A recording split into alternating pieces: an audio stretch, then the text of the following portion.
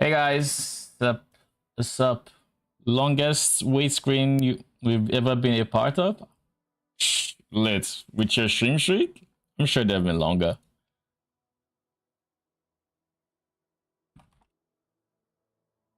How you doing?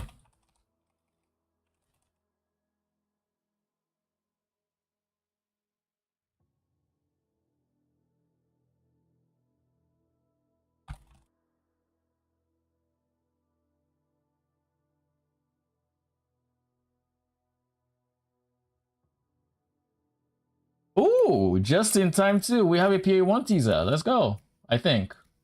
There's notification. Oh yeah, it's a teaser. Let's go. Hi, I'm Octavian, game designer on Path of Exile. In Path of Exile, Curse of the Alright, so you are acting up again? Good. Allflame, we will be introducing the new Voyage mechanic, in which players will be able to meticulously plan and then execute on sea floor excursions, reclaiming lost treasures and sending piles of loot to the surface. In this video, By the way, for those who haven't seen it, a really good video to watch is Diggity's what's it called? Diggity's playthrough of the his first impressions essentially. Very good video, talks a bit about the mechanic, regular I don't know what to call it, exploration I guess, and then there's these voyages, which are apparently like the grand expeditions to expeditions, you know, grand heist to heist. It is the big bad, the big one you want to that gives you more loot, but it's longer and has more enemies and stuff we like wanted that. to give you a closer look at voyages, and some of what you might expect to find at the bottom of Rayclast's oceans. First, in order to embark, you'll need to scout at least 9 different charts. Charts, that's the name of the smaller ones. The Sovereign to begin planning your voyage. You'll find at least 1 chart, and sometimes 2, in every area, so you'll have plenty to plan your voyages with, even as early as Act 1. Now, each of the charts that will compose your voyage will have an implicit... Do we have to scour chest? Oh, it's the league mechanic chest, right? In every area, so you'll have yeah, it is a league mechanic chest. Okay. Even as early as Act 1. Now, each of the charts that will compose your voyage will have an implicit that is revealed once it's charted. These can offer powerful modifiers, which apply either to the charts adjacent to them, or to the voyage as a whole. We'll start by placing this chart in the center, where its modifier that spawns 3 Diviner Strongboxes in each adjacent area can have the most effect. This modifier will apply... Wait, but let me see. I don't see how it's written. To the voyage as a whole. We'll start by placing... Oh, it's an adjacent... Okay, just has it here. Adjacent modifier. Boom. This chart in the center, where its modifier that spawns 3 Diviner Strongboxes in each adjacent area can have the most effect. This modifier will apply to these 4 other squares, meaning that this has already granted us 12 total Diviner Strongboxes to go and uncover. Next, before placing any further charts, we'll take a look at our border modifiers. These are similar to chart implicits, in that they affect the charts adjacent to them, but are a property of the edges of the voyage board itself, and are randomized each time you run a voyage. These can be quite powerful, and often can influence what charts you might want to place where. Take this one, for example, which will cause all rare monsters in the adjacent area to drop an additional exalted orb. Surely there's a divine version, right? In its own right, but surely we can leverage this further. Charts such as this one, which increases the number of rare monsters in adjacent areas, and this one, which spawns powerful rare starfish monsters in adjacent areas. These can both be placed strategically to make maximum use of the border modifier. Now to fill out the rest of this voyage. We'll place further charts in the remaining board squares, then descend to the sea floor to seek out our treasures.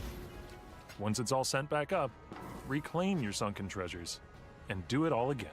There are many 14 exalts where weaving the correct border modifiers, adjacency effects, and even chart types together can make for some quite rewarding trips under the sea. We don't want to spoil too many of these here today, so we'll leave it at that for now. But we hope to see you on release. You could have spotted at least one more. To join Valerie and Vesper as they pile up loot in Path of Exile, Curse of the Allflame. Nice. Love to see it.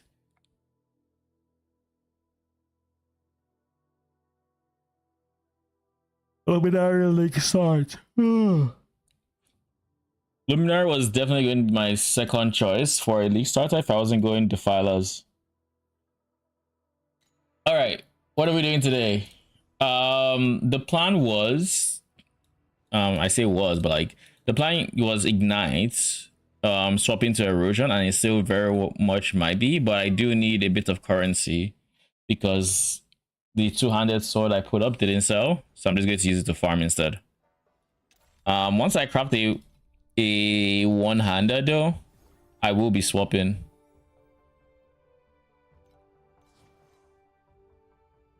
Already 9 FE, not bad.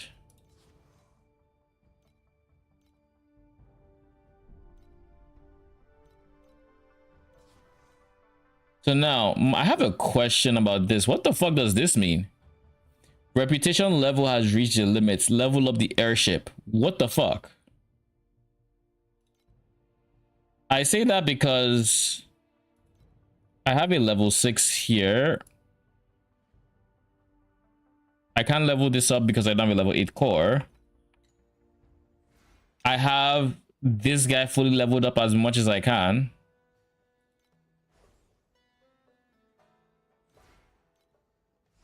My understanding is that I should have unlocked Island Reputation level 6.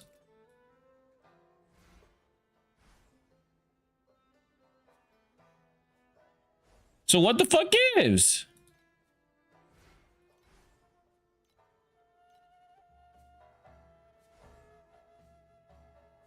Let me see if anybody else has this issue on TLI.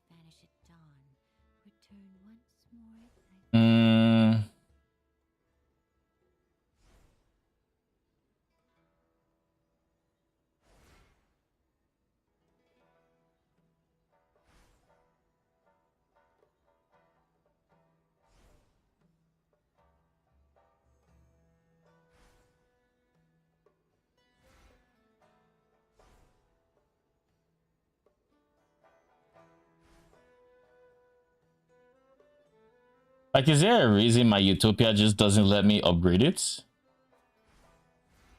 Holy, somebody sent... This was when? Okay, this is a month ago.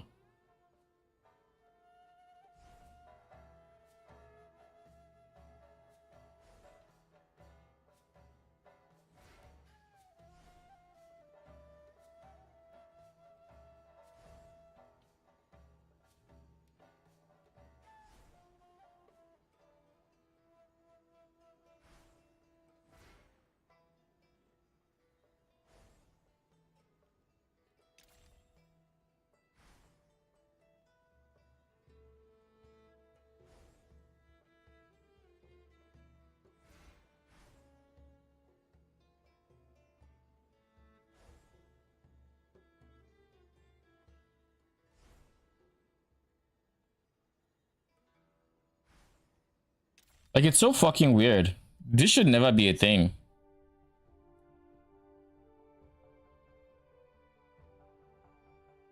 Please level the airship. The airship doesn't level, my guy.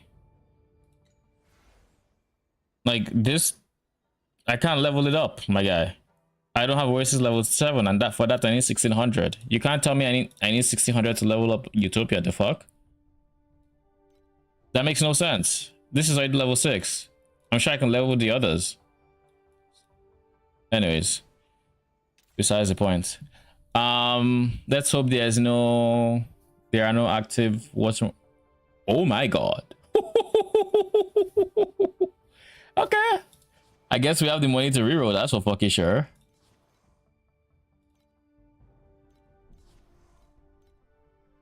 Oh my dude, what? I clicked the withdraw. At least it didn't delete my 50, so I'll take it.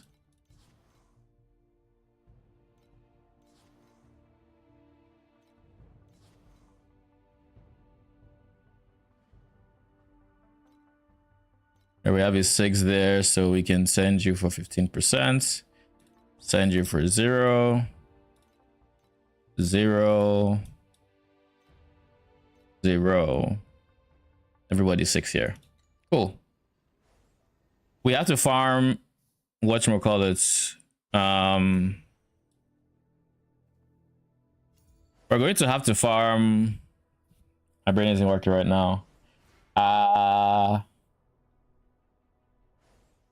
Sandlord.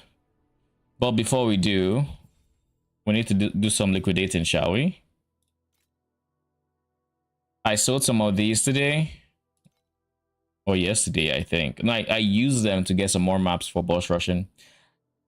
The plan was to fully commit to doing all the T7 maps. So honestly, let's do that. Let's get an amount of currency and then we swap.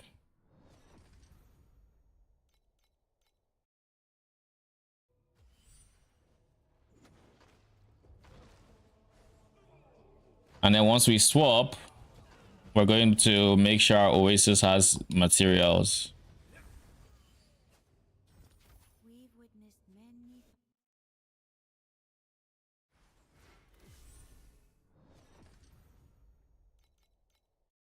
My room is cold.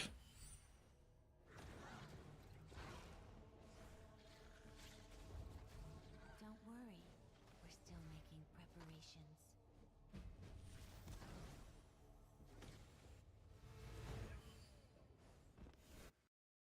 Oh, today's the 7th day for the 7-day login reward. So for those who have logged in every single day, enjoy your free pack spirits. Battle pack spirits, I should say. For those that haven't, well, you're still fine to get it. You just get delayed one. Actually, let me confirm that before I say anything. But I think you should just be delayed like the amount of days you miss in the whatever. Yeah, end of season. Yeah, you're good.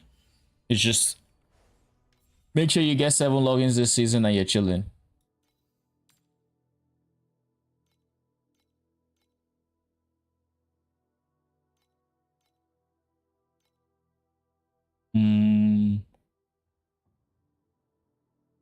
With that, I got this guy to level 5. So now we get an extra spirit major level.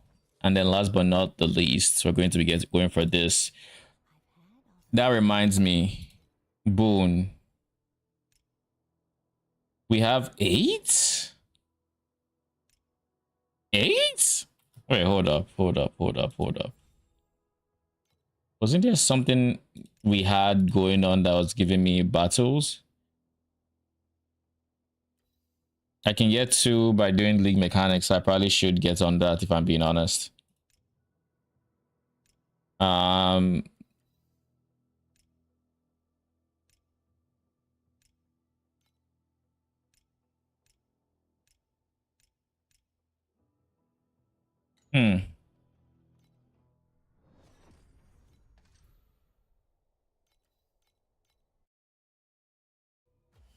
very surprised I wasn't at 10.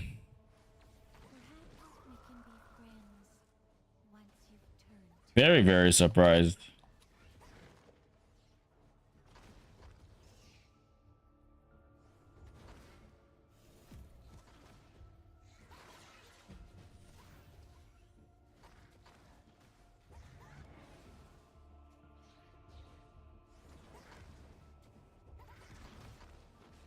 So the goal right now, we have a few goals. Goal number 1, make a T1 weapon for Erosion. Goal number 2, buy the Magnificent and Noble Gem. And then goal number 3 is I think that's just profits. Because at that point I switch my tree. That is a goal.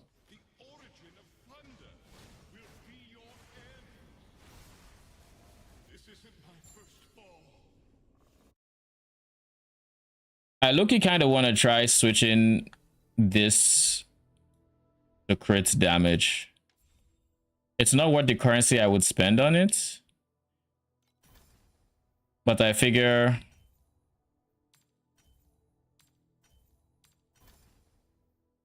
Dot alties, cross all eyes. Let me see what that looks like. It's not worth the currency I just spent.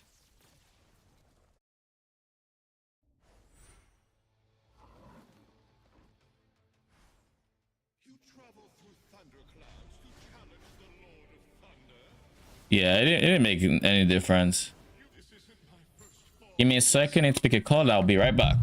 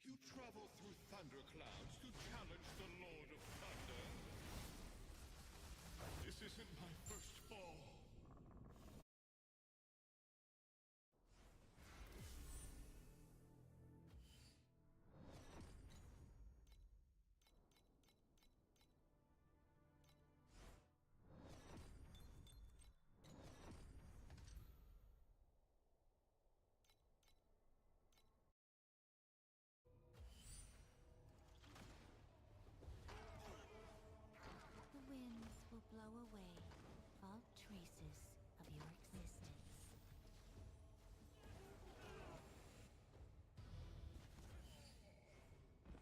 We've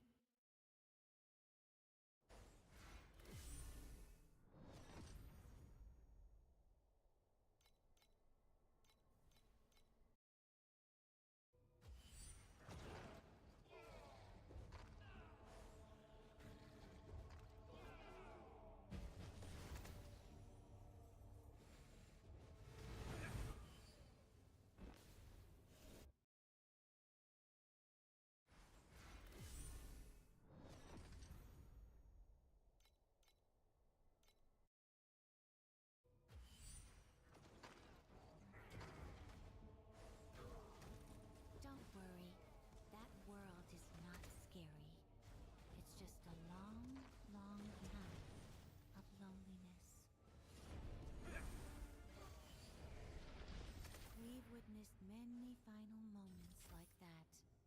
Some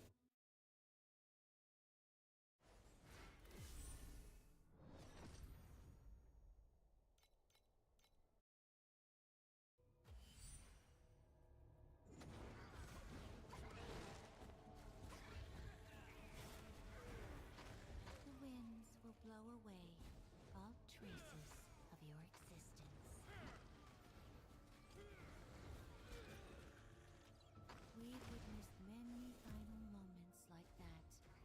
Some were our friends, some our enemies.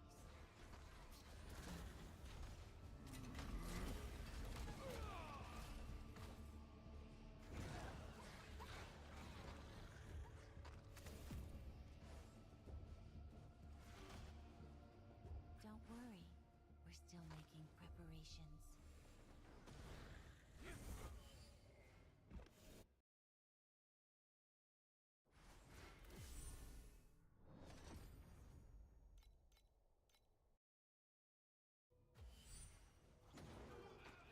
Don't worry, that world is not scary. It's just a long, long time of loneliness.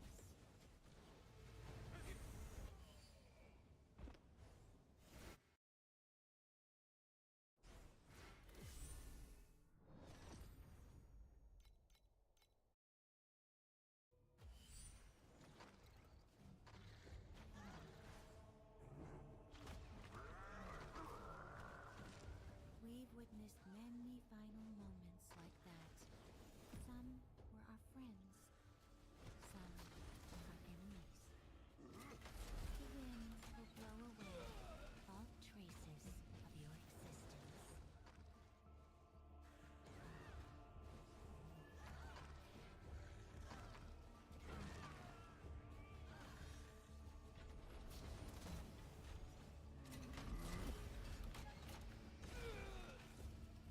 We've witnessed many final moments like that.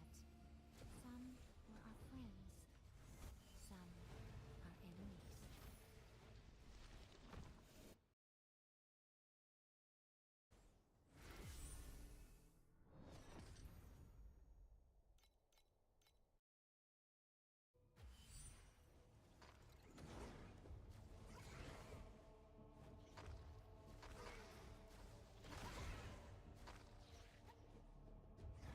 Don't worry, that world is not scary. It's just a long, long time of loneliness.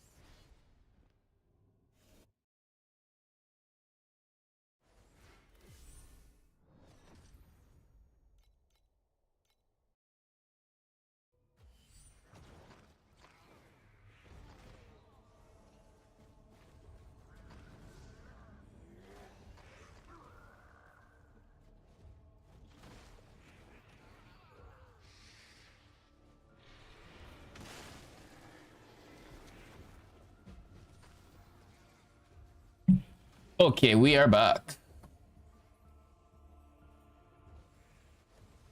Perhaps we can be friends. Okay, what the fuck is happening here? How did he not die? How many maps do we have left? I think we're in the 60 ranges, most likely.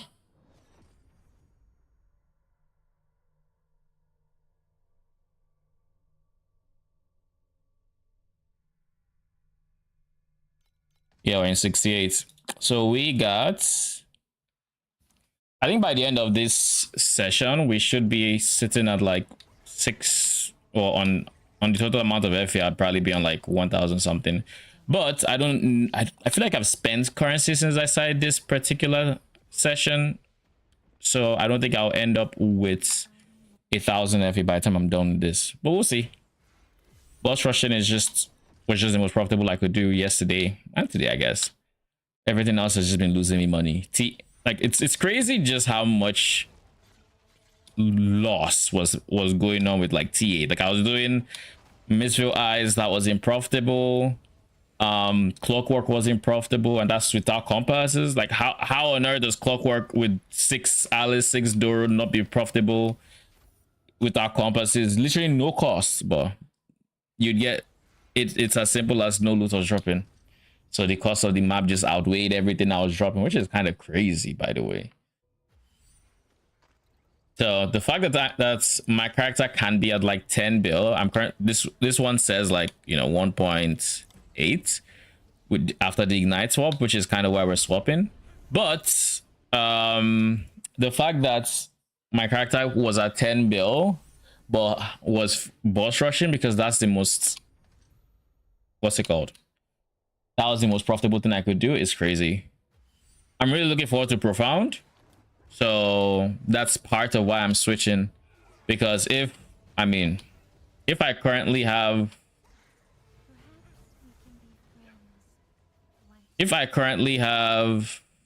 priceless like weapon, granted it's not like T0s or anything like that, but if I'm using a priceless weapon and I am at 1.6, there is something broken in the scaling somewhere, because it's not like I'm making inefficient choices. My slates are good. I'm not making any weird, like I have full ailment, 100% ailment chance. I'm not doing anything crazy like that. I don't just have a priceless weapon and everything else is T4, so at this stage typically I'd be with other builds, I'd be like 30 bill, maybe slightly more, because I actually have a Warden's Breastpin and stuff like that, which is a big damage multiplier because of crits.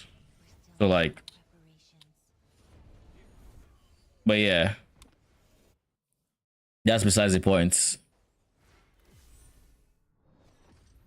A universe where I'm almost a week in and spamming T7 for boss rushing is one I didn't think was going to be possible when before the league started last week. Or even day one, to be honest.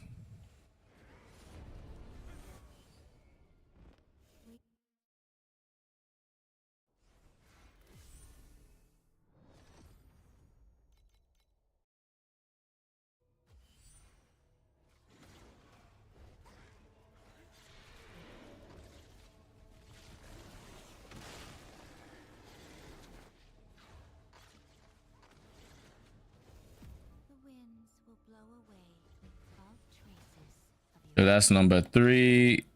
We need to find number 4 though. There you are.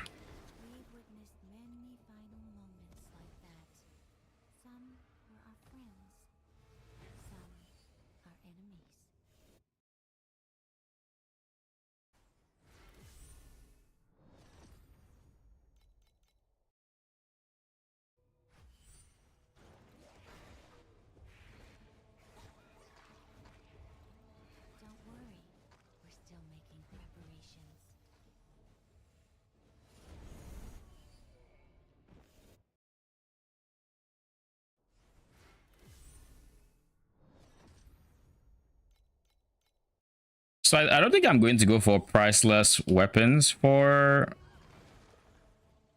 Erosion. Maybe I will, but like I need to go to my sheet and actually plan out what my gear and end game skills are going to look like. I know for one, I've done a bit of thinking like while I was at work, and Origin stacking isn't going to be as much of a thing on this setup. And I'm going to have to refigure out how I'm getting my full damage transfer. I'm going to have to switch my belt implicit and stuff like that. Is a TLDR. But I'm not going to be able to run Rock in all its glory. I'm going to have Rock on my...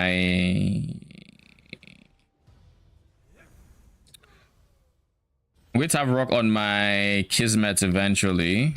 Which means up until then, we don't have the less damage taken from Rock, which is unfortunate, because the plan with Fire was to eventually drop one of the Elemental Duo, which would in turn give us all Magi we could use. With Erosion, I have to use all 3. Like there is no, or you can get still pretty good DPS without like you're cutting your DPS by, I guess, by 1/3 if you do that. which for the defenses, sure. Or if there was a reason, an offensive reason to scale, what do you call it? If there's an offensive reason to scale Origin, I might have considered it, but right now the only reason to scale Origin would be Nourishment, which, by the way, I'm never entirely sure how that works, because each magi can have its own individual or origin scaling. So does this just take the 20% of the bonus to that mage's origin and apply to Nourishment? I'm guessing that's what happens, which means I do in fact not get too much scaling when it comes to Nourishment, or not as much as I did last season, because last season I had, ooh, am I dead? Nope.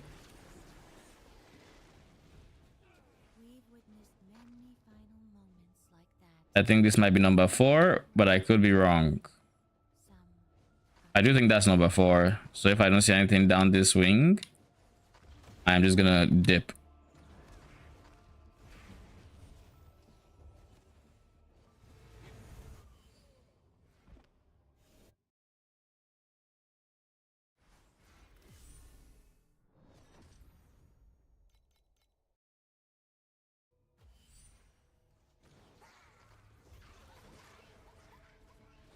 Don't worry. That world is not scary. It's just a long, long time of loneliness. 3 down, 1 to go. Many final moments like that. Some are our friends. Some are enemies. This should be the last one.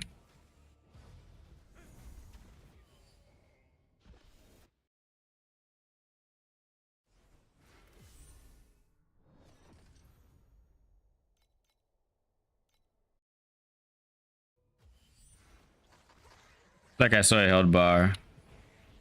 Oh yeah, this is a boss map.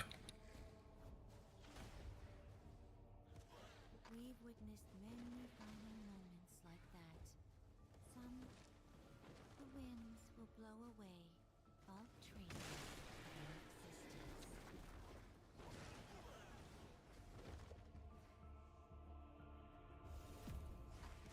existence. That's 3.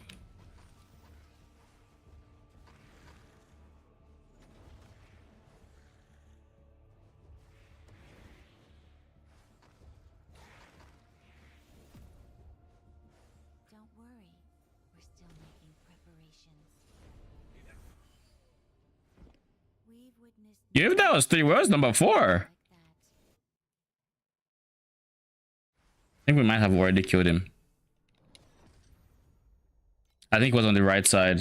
The one we saw from below. Maybe he died before we got up. I don't know. Or died slightly off screen. Perhaps we can be friends once you've turned to dust. We've witnessed many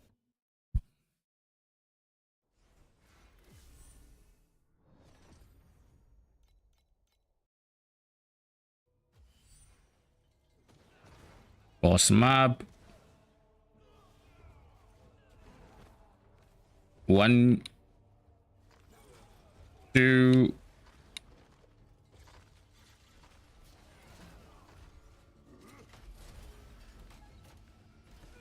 Three. We've witnessed many final moments like that. The winds will blow away all Ooh, 4. of your existence.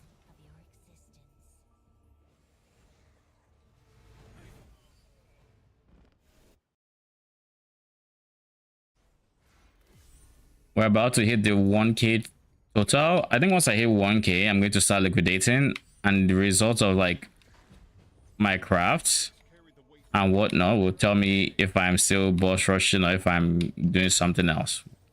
We shall see. And the only reason I want to see 1k there is simply because I haven't seen it so far, which is crazy for the staging season we are. I'm just at time mark 5. Do I keep using fire? Oh, you're free to keep using fire until I would say the point where you want to switch to erosion is some point in T7 after Traveler kill. That is when you want to start thinking about switching to erosion, and that is honestly,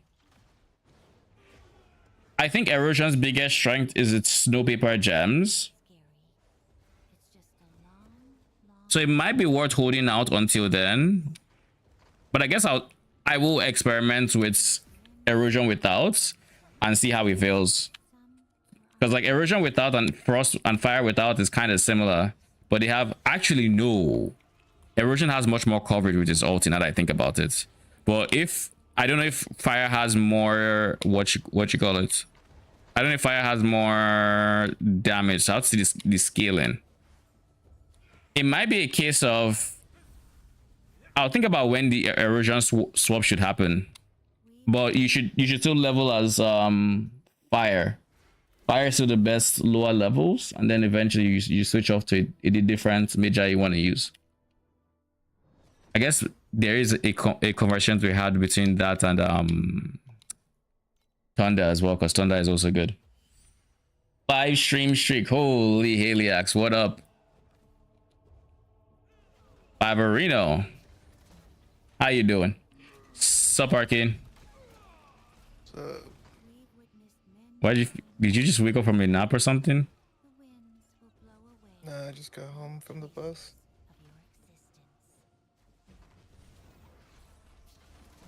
How was your day?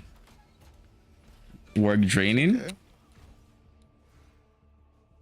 It's not bad. Can't complain. I'll be catching you at 2 a.m. Well, I appreciate your 2 a.m. debacles, all right? Appreciate it. Your sacrifice is greatly appreciated. Where's in Arcane? I just said it was good. That is nice. Sound drained. Yeah, it's all good. Weekend is close. All right, we've hit 1,000 on the tracker. Only took like 2 hours plus, but we hit it. So let's do some liquidating, and then we can go from there. I think everything is up for well, not everything. I shouldn't sell my embers because I do plan on crafting just now. But let's go. We have many friends. 1, 2. I play with the German tier line. It's always interesting to hear contradiction statements. You said 15 bills is enough for tier trial, right? I said 15 bills should be enough, yeah. It should definitely be enough. You can probably do it with less, but you know, the less you have, the more you need to know the fight, because the longer it to drag on. I did the fight at 4B, but that's because I know the fight a lot. Whoa, I think I was like 3.5, something like that. But like I did it way too early, and it was like an 18-minute fight. Died once, twice. Couldn't even call the enemy, so I just, you know. There's no way I should go for it with over 30B.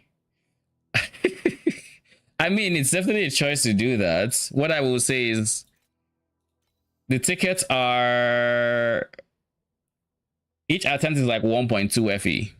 You're fine if you try it at 15B.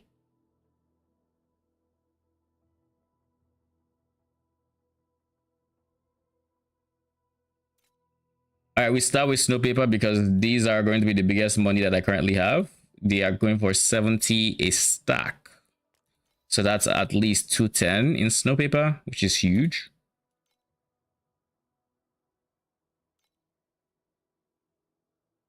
I shouldn't try T7 before. Eh? Who is this person you are listening to that's saying you shouldn't try T7 travel until 3B? What? Excuse me, what? How you get against a 3B without 3T7 trap? Like what? Where is it? This is the ladder for killing T7 trap. I'm number 6. I did it out 100 bill. Maybe less. 100 mil, not bill, mil. It was the single only other Moto 1 player I found. Moto 1. I guess for Moto 1, the only thing I would say is his minions can die. But like that's why you go bond, so they're less likely to die. And you just get like 2 max bond stacks. But I guess you'd get 3 base, you get 1 from burning aggression. And then you roll with 4. That's a lot of DR and max. Did it have 500 mil? How did it feel at 500 mil? Was it challenging in any way?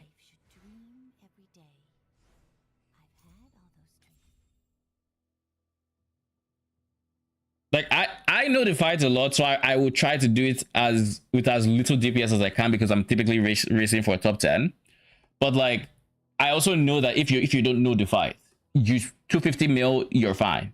So to skip 250 mil, to skip 500, 750, 1 bill, to go all the way to 3 before you even attempt D7? I'm sorry, what? Are you like, you have to be trying to beat the boss blindfolded or something at that point. Because like, I don't understand why. Is he a hardcore player or something? New Dark Souls file recorded and sent in to advice for the next. Edible, thank you for the follow. Appreciate you. Welcome. Oh, just see your message. Yeah, growth 5 is insane. 50% more damage is 50% more damage. And the AoE is just really nice as well. I guess I'll start with a T1 Kane and go from there. I don't think I need to rush to priceless. I can, but I don't need to. It was like 4K hours or something. By the way, Heliax, you should, if you don't have it already, getting tools, getting FE trackers helps a lot with progression in just knowing where your money is. That's like having wealthy exile in PoE. And that reminds me, I should have exclamation mark FE tracker in my shit, but that is for, this is Etor. There is also K-Track, which is actually what I use, this one. Well, either or works. This one doesn't keep historic data. They both have like their pros and cons. This doesn't keep like sessions. So if you're trying to compare farms across different sessions or whatever, this doesn't keep track of all that. But Etor does. Whereas this one is more lightweight. Like it just takes this tiny strip. And this is what it actually looks like, in case you're wondering. So I'm just going through this and I'm going to be selling these in order to liquidate my currency. So flourishing profound probes.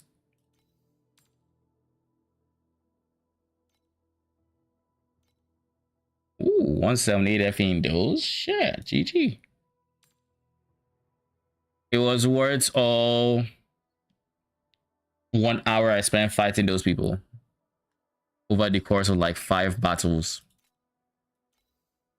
Netherrealm Resonance, we'll sell all of them.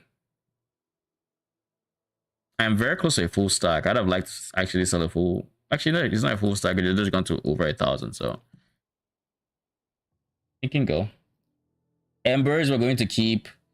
Nourishment of Life is not expensive. Do not bait me. Compass Profound a probe.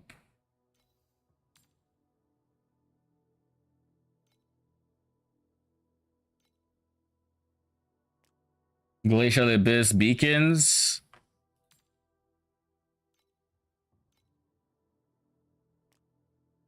A boatload of energy cores. We have 500. Nice. Hmm.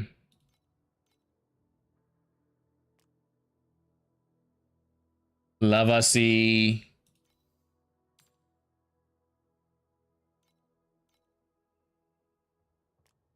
I realized, by the way, I can get 2 or 3 battle spirits for free. This doesn't depend on if I do TA travel or not. Oh yeah. So I can get all Iris pets. You have Veil, you said, right? So next you should be getting Anubis or Scales of Original Sin. That's his actual name. Ecliptic Astrolabes, I feel like I want to keep. They are going up in price too. That's nice. Going to limit myself to that Moto 1 and Iris 1. Both 2 versions feel kind of janky immersion wise. You don't like merging with your minions? Is that it?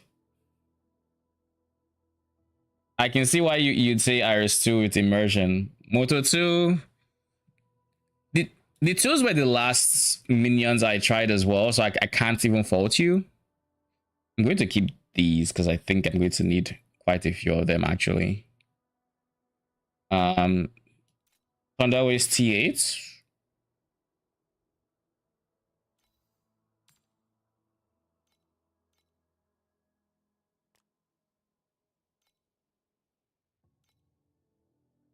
Okay, we have some FA liquidated. We're still sitting on quite a bit, honestly.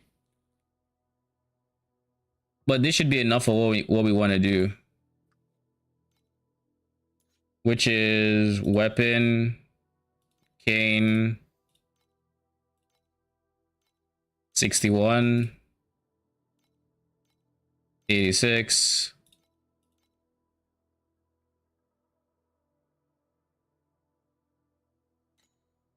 Okay. While this stuff is selling, let's figure out stats, shall we?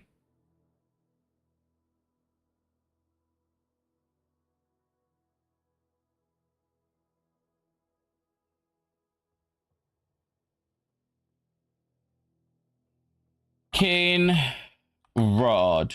Actually, can I just Control Z this? Rod.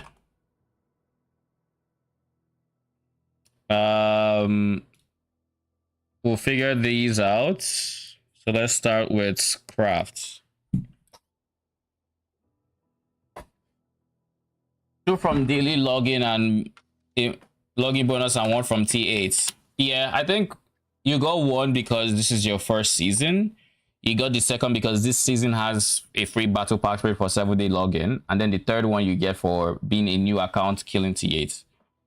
So yeah, you can get all 3 if you want. If you really want Moto though, I will say get Original Sin. I don't know. Are you still pushing Iris 2 and do you want to keep pushing Iris 2? Because Iris 2 right now for the meta doesn't care as much for the 3rd legendary pet. So you could do Veil, Origin, and then 1 of Moto's pets if you really care for Moto like that. But just know Moto is not in the best state right now as well. So keep that in mind. All right, Kane, what are we getting on Kane? If I remember correctly, Erosion only converts Fizz. It doesn't convert Ellie.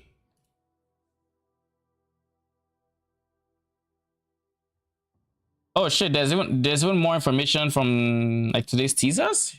Oh. Even more. So what did they put? Absolution now has reduced cast time. Oh. Divine Blast of Radiance. Project a beam of holy light from your Transgem of Divine Blast that just came out last league? Project a beam of holy light from your shield to a targeted location, causing an implosion of holy energy. This energy then lingers for a short duration as an orb, periodically releasing larger explosion. Increases and reductions to attack speed affect the rate at which explosions occur. Max 3 orbs. I don't know what the difference between this and the base Divine Blast is, but Holy Hammers of Spiral, Holy Sweep of Hammerfalls, and Reap of Butchery. Then we have mana infused stuff. Pact of Beidats. We've not seen Lycia. What's Lycia? The next channeling spell you cast yourself but burning with an affliction, and power spells deal more damage and periodically trigger lightning bolts while channeling. Empowers the next 3 channeling spells you cast. Empowered skills deal 40% more damage. Heaven Scourge deals giga lightning damage. It looks like those look like big base numbers. This skill triggers every 0.3 seconds while channeling empowered skills up to a max of 10 times. When channeling empowered skill ends, the skill triggers again for every time it was triggered while channeling.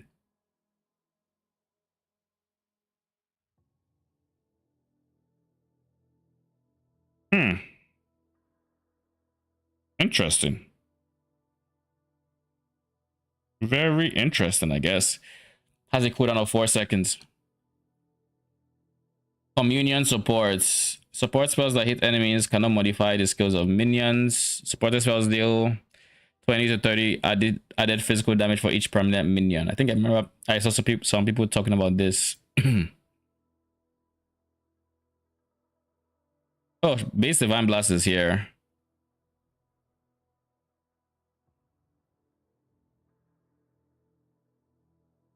Oh, this one, the new one has a max of 3 orbs. This one doesn't seem to have a max.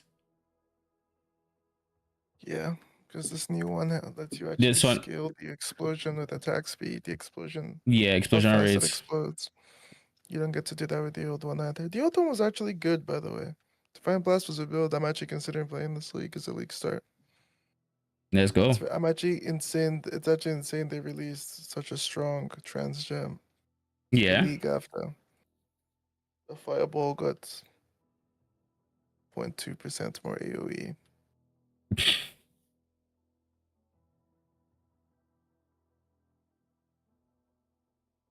Chance to trigger main spell skill one additional time when using it. Don't care. Everything here. I think we just go for max tenacity. Then for sequences,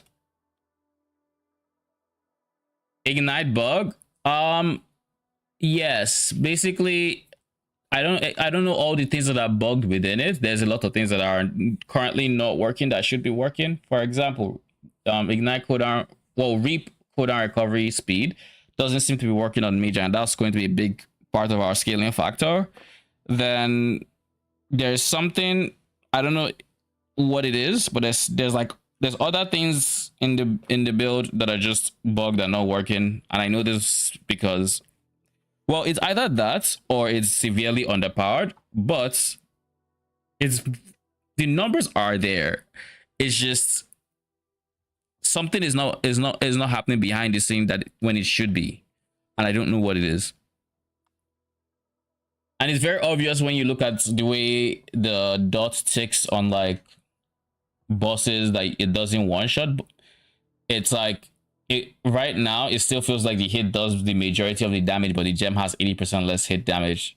The ticks are just, they're okay. So hello there. There's barely anything to even reap. Kurokoshi, what up? How you doing? So it is, I can't tell you exactly all the things that are bugged. I've also heard stuff like Ill Omen just doesn't work well with minions. I didn't actually test Ill Omen. But yeah. At the level of using priceless weapons and, well, at the level of my character, basically, with T2 Reap, T1 Base Ignite, priceless weapon, T1 Pen, T2 crits, T3 crits, early damage. I'm currently, keep in mind I have a decently rolled Warden's Breastpin to double dip on the crits. I have a pretty good tree. I have a Space Rift. The only thing I need here is Affliction effect that I'm not yet getting. But like, I have a very decently skilled character, and this character is sitting at about 1.5 build DPS. My non-ignite before pre-swap was doing 10 bill without priceless weapons. Just for context.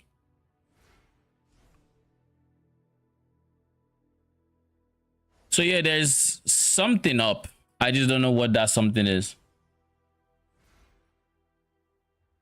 Sequences.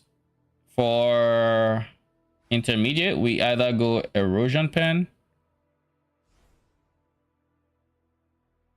Yeah, it's just Fizz to convert. So we're only scaling Fizz and Erosion. Yeah, close to 27 trap. Yes, I am. Surely one day we'll get it done. I think the best here is just Erosion Pen. Now that we're not taking an ascendancy that reduces the res, getting pen is now a bit more mandatory. You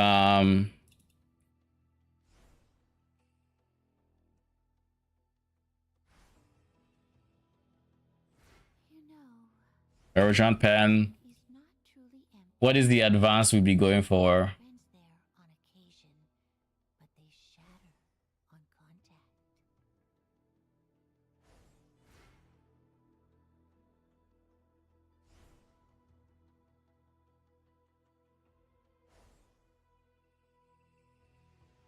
I almost feel like additional deterioration damage is a smart thing to get. However, we will not be doing that. Yeah, I don't know. I could go Giga Fizz scaling. That's one way I could do. I guess let's see where we end up with the other mods, and then we'll go from there. So let's start with the ultimates. What ultimates do I care for?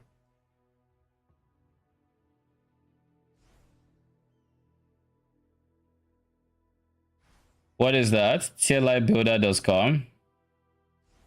No, I see the link.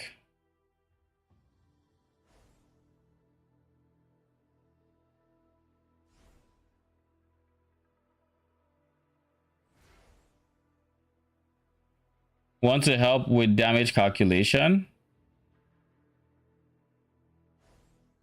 We're fond of this sky. The stars that vanish at dawn return once more at nightfall. I think I remember this site. How accurate did they ever end up getting it to? Because if I remember correctly, that is always the problem with things like this, right? It's how accurate are you going to get it to? That being said, honestly, depending on how much friction there is in creating a planner like this, for most I have tried, there is typically a lot of friction.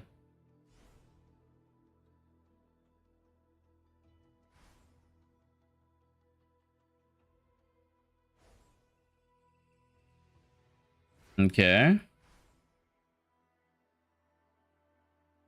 What does creating, let's say, a helmet look like?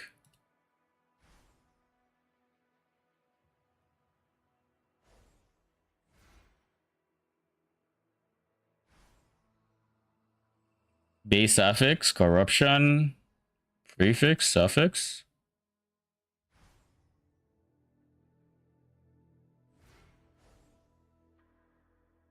We do not understand why a rapidly fading life should dream every day. What about skills? Had all those dreams.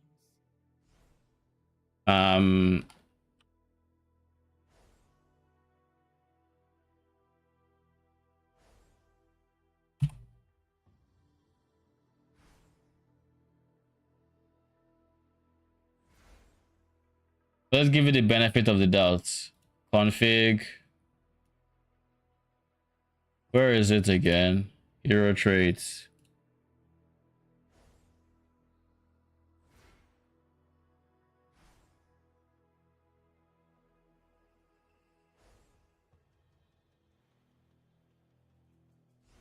Let's give it the benefit of the doubt. Let's see. Yeah, we can't use our Magi skills because they are auras, and it won't let us put auras. That already is a brick for this planner.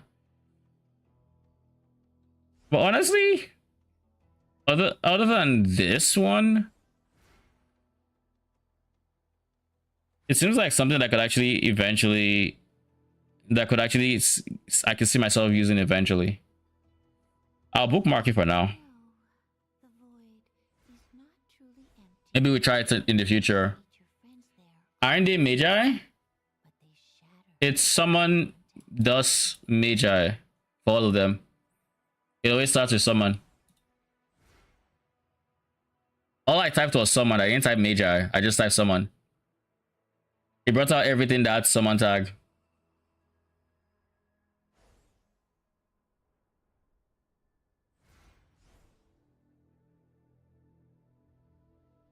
The reason it's not there is because by default they are auras technically, but Iris allows you to not use them in aura spots. The same problem is currently afflicting the builder for TLI Compendium. It's like they just overlook that as an exception. And considering Iris 2 is as popular as she is, you would think not, but not the case.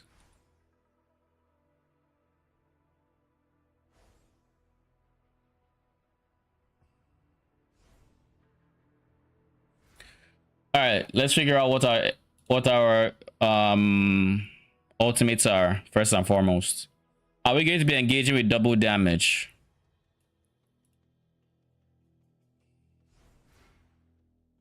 It looks like they didn't nerf you? Question mark. You still get to 52 on T0. I thought they said they nerfed it. I guess it didn't. Well, to start, I think for suffixes, I'm going to want attack cast speed. And I'm going to want either crits or damage. So the two advanced are going on suffixes, so we only have space for one ultimate suffix, if any. And the only ultimate suffix is double damage. Whereas with prefix, we have pen. I would like pen. If I had to go to, it'd be double pen, which is kind of meh. So I think it's a double damage angle it's falling me into. So we're going to go double damage, crits, attack speed. Yeah, let's go type. Suffix 1, U, double damage. So long as we can still get to 100% with just the rod and main hand, I'm fine with double damage. If we cannot, like if the roll range is different from what we see here, then I will reevaluate my decision and go for something else. Ooh, 500.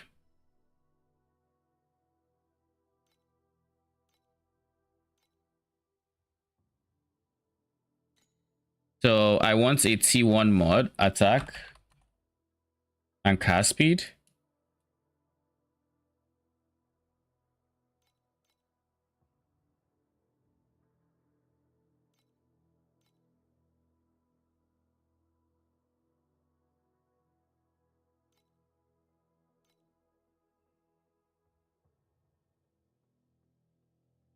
There's 10 FEs.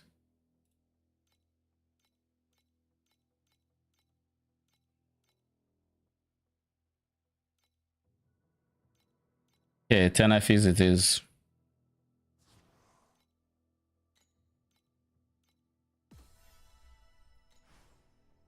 All right, now that we have this, we can evaluate the ultimates. It stops at 40% T1. Where does T1 get to 40%? Okay, so it is accurate. All right, cool. So long as I get to 50%, I'm fine. I'm fine. So double damage, attack cast speed, and then we go for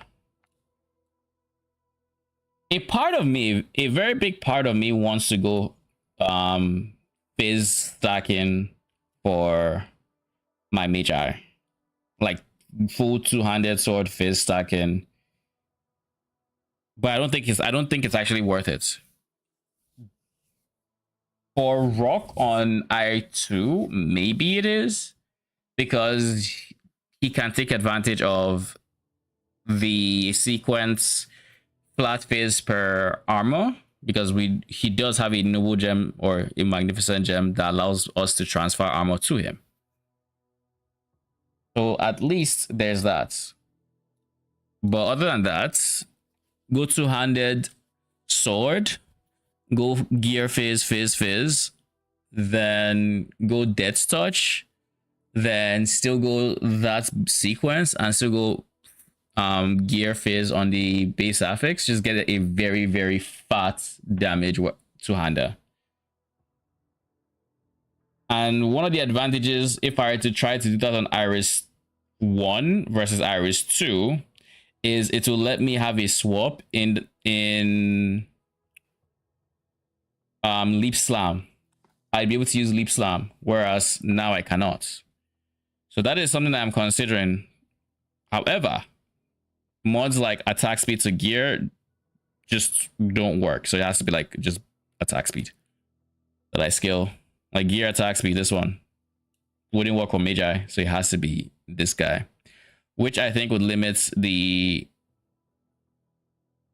potential, the scaling potential, I guess, for my Leap Slam a lot. Because it's going to be this, where I only get this one. But not only that, I get the hybrid attack cast speed on the tree, which, I mean, we get a fair amount, which is good. But we don't inherit like minion attacks or anything like that, so I feel like that's still scuffed, you know? Arisu does that if they want to two-hand physical axe stacking. Yeah, Arisu can do it. Aris1 can do it. People do it for different reasons. The reason I'd be looking to do it is because I want to see it as big of a flat phase number as I can. Because by comparison, Magi actually don't have a lot of base damage. If I were to press this, I think I can see my Magi's base damage. Yeah, 300 by comparison, which is why some ISO arms is as insane as it is.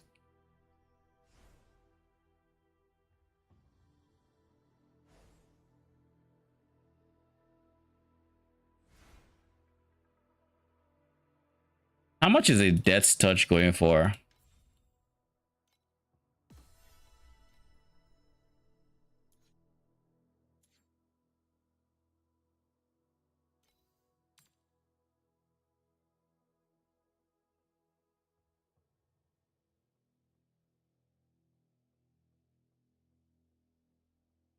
Ah. Okay.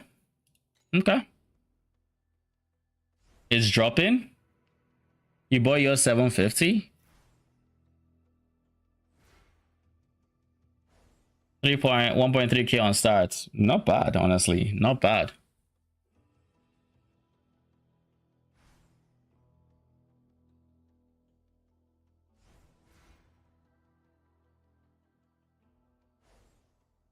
Let's look at something else. Legendary affix, legendary yada yada, filtered. Movement, speed. This guy. 70% of the bonuses for MS is also applied to attack cast speed for mobility skills. So even MS would in turn become attack cast speed for said mobility skills, who would then have. I think it might be worth a try if I'm being honest, like long term. Have Leap Slam for it definitely wouldn't be Iris 2 level of mobility, but it might be enough for, like, you know, the wheelchair gaming to, you know, get a bit of a boost is my thought process long term. I mean, the alternative is relying on God of War permanently. And keep in mind, we can still boost this divinity with the Nether Kings, whatever. So that then becomes 70 times 1.7. So 119. So all our MS scaling would then go into Leap Slam.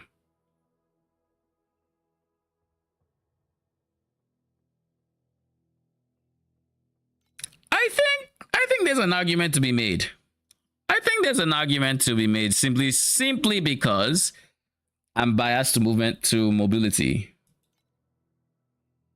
Now, if I were to do that, it would probably be I would avoid hammers. I feel like hammers, I think, would be the highest fizz baseline. Like 200. Where's 200? There. We're looking at 330 versus 330 versus 330. Now, out of these 330s, if I were to just search for a white sword, 501, 1.5 attack speed.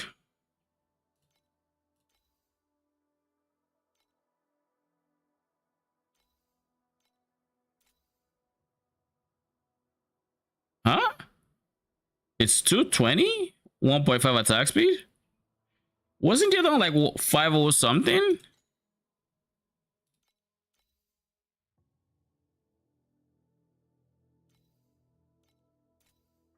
$220. Oh, so they're the same base. It's just the only thing that separates them is the mod. Okay. I will let you cook and judge if you meet the TNT. I mean, it's not something I have to deal with now. It's me thinking long term, right? Because that became an offhand versus something like a two-handed hammer. What does a two-handed hammer gain? Let's see. In terms of base affixes, is there anything I would want? Two-handed sword is base for multi-strike, but this is not a multi-strike build. Lucky crit would be huge. That'd be what I would honestly go for. Sequence. In the high end, we're looking at... We don't care about this. You know, the void is not truly empty. Maybe this one? Friends there on a Maybe? I don't know. I don't know if that would work. contact. I feel like there used to be more. I guess those might be base affixes, right? Because base affix would have percent gear fizz, I think. Oh, yeah, it is. It is base affix. Okay, cool. What do you have that the others don't? Damage applied to life. Hybrid gear fizz. I think that's the exact same thing we'd be getting if we were going a two-handed axe. You just terror shit on top of that.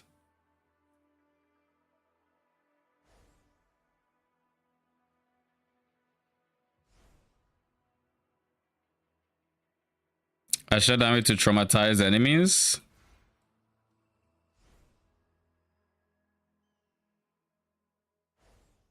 Yes, it's still the exact same things we'd be getting regardless of the two-handed weapon. I guess we just be picking our flavor at that point.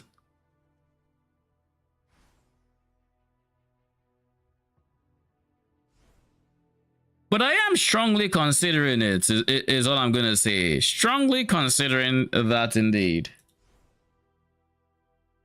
Simply because I like mobility. That is the only reason.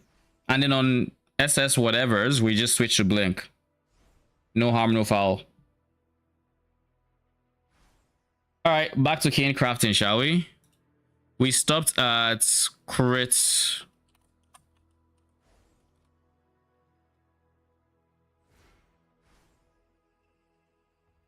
Crit rating / damage. And then in the prefix section, we're going U Ellie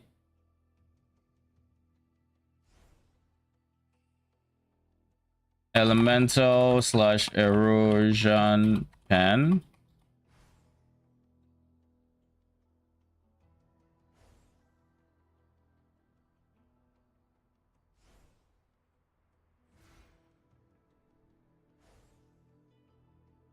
Then we also need to think about what Vorax we're getting, because now we don't actually have to go belt Vorax anymore.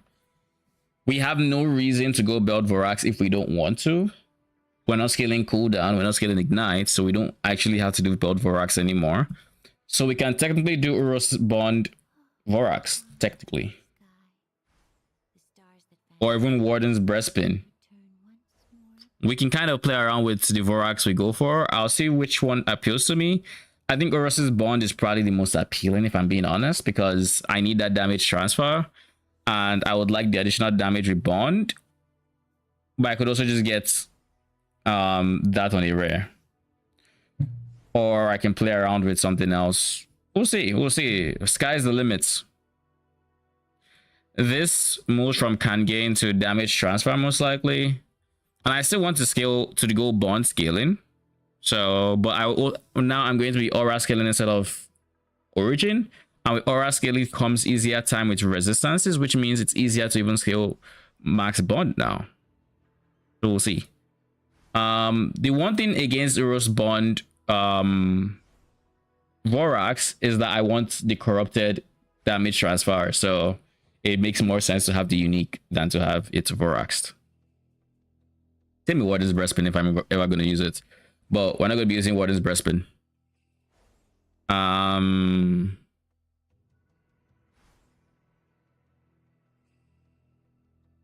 We are going to be removing these for now.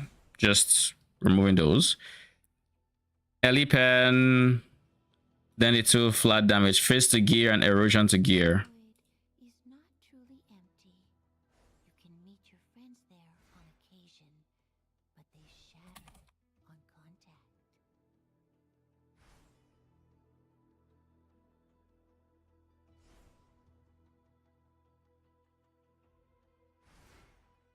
I feel like here it should be damage because we can get crit rating presumably elsewhere. And then for the rod, it's chance to generate tenacity blessing, I think.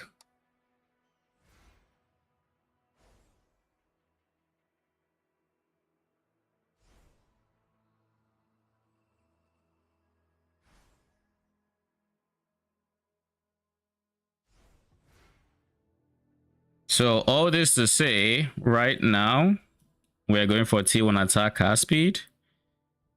And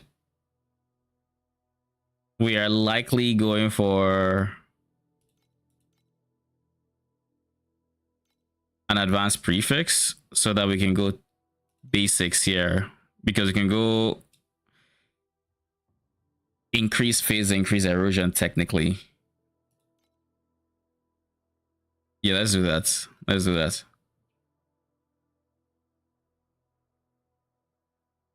I mean, if it's flavor, just do the two-handed, it's your build. See, here's the thing. There are advantages to two-handed versus one-hand and off-hand and vice versa. There's advantages and disadvantages. What I mean by its flavor is between the two-handeds, there's no difference from what I saw. Axes are the same as swords, are the same as, what's it called? Hammers. Base attack speed is the same, base damage is the same, all just flavor. The difference is like swords have ignites, hammers axes look like they had trauma, and hammers probably have maybe wilt or something, who knows. I think that's probably the difference. One is terra focus, one is ignite focus, the other is combo focus, who knows, you know, so stuff like that. Flavor for me, because none of that matters for me.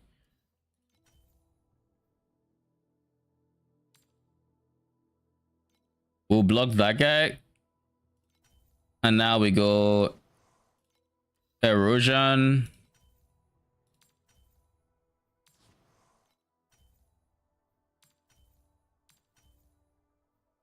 T2 fizz.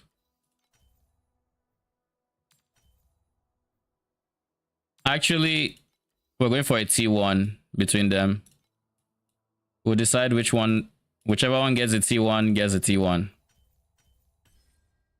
Good. Erosion.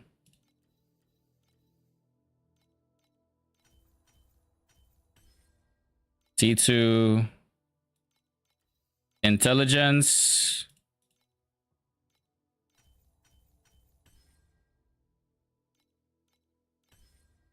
Ooh. Then here we're going T1 Erosion, T1 Fizz. Whichever wants to get T1 first. Be my guest.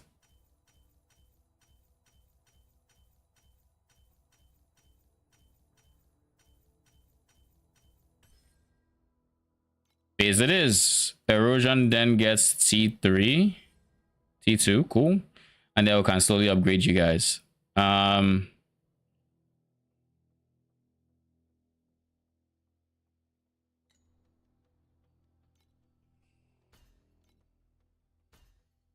So this is going to be what we use, these two.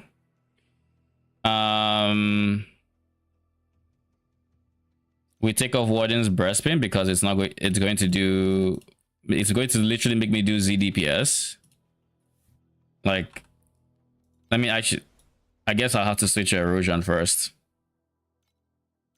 So summon Erosion Magius.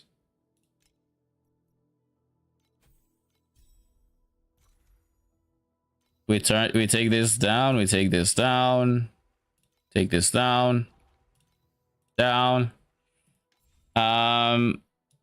What do we want to go in here? What does Erosion want? Passivation, no. I'm going to be going for the full shebang when it comes to dirty tricks. So we'll figure out everything else in time. For now though, we'll go ailment termination.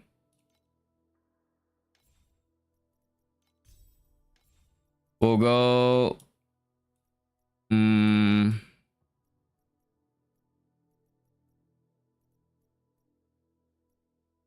big decision is not a bad idea.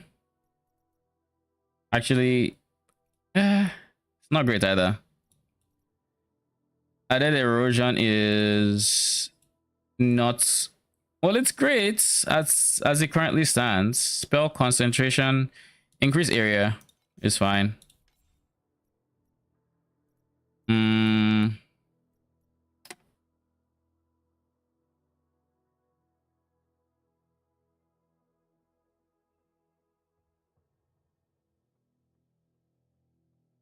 Unfortunately, I quit tier line. I'm planning on my PoE league starts. Box ceiling tier line, I feel too behind and I didn't have fun with barely any drops. Yeah, the ignites being bugged was definitely like proper wind out of my sails. I'm just like, yo, what? Because like at this point, I don't know if you saw my my build code, but like I have with my current setup, I actually went ahead and I got a priceless weapon. I was actually properly scaling and then boom. I'm currently at like 1.5 bill with this weapon. How? But so that's plus, yeah, the loot situation is awful. It's actually just terrible. Like I don't know what they were thinking, but yeah, it was a decision. Like the change that baffles me the most about everything when it's all said and done is the moving compasses. That is the one where I'm just like, what were you thinking? Like, what were you all actually thinking? I'll go servant damage. I just realized I had that. I think this is fine. We move this to spell amp. This to erosion amp.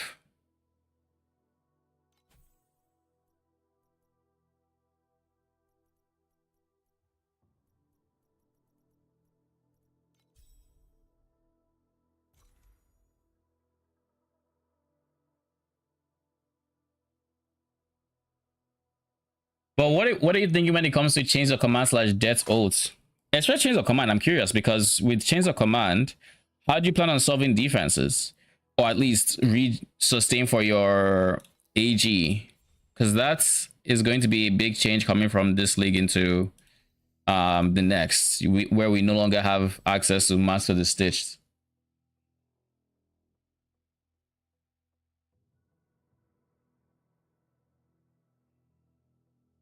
I'm doing the early decoding damage. Is that good for me or bad for you?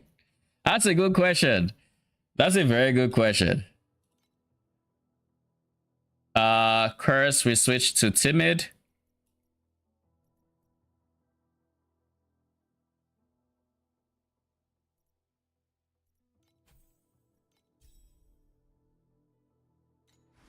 I do all this just so I can say I'm doing ZDPS.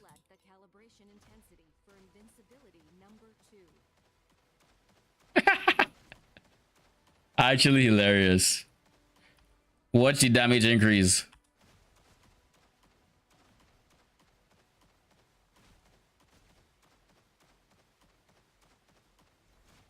All right. Now that we're done trolling, let's do some more changing, shall we? We no longer need these 2 points. Bruh. We need to get some more points in there. So we're just going to put like 40. Something like that. We're going to take off this entire tree. And we're going... I have a lot of ultimate CDR. So I think I'm even less inclined to just straight up go like change anything. So I am going to go Warlock first. And I'll get my dirty tricks set up, I think. I'll get my dirty trick set up. And then we'll figure out later.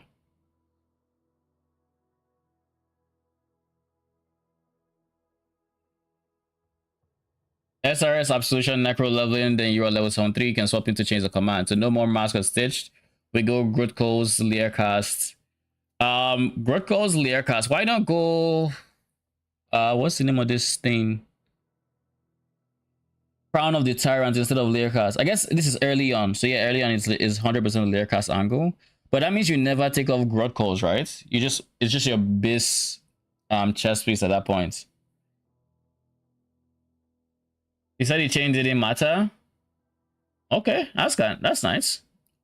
We have instant leech from minions since you go Farborn Soul Theta, which gives 13%. You know, that's the unique. I kind of want to start considering more for my minion builds. Instant leech feels really, really nice. Really nice early on. So I guess I wonder I overtook the I told it. GG. AG Cure is really nice for the build. Farborn 7 and Sleep is just OP early on.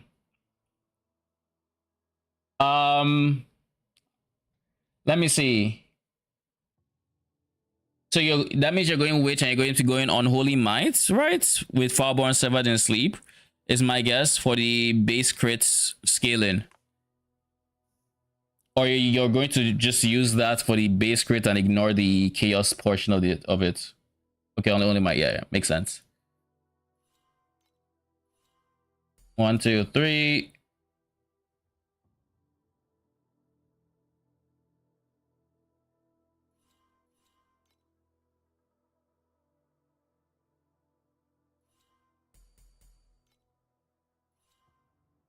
Wait, that's not crits? There's crits.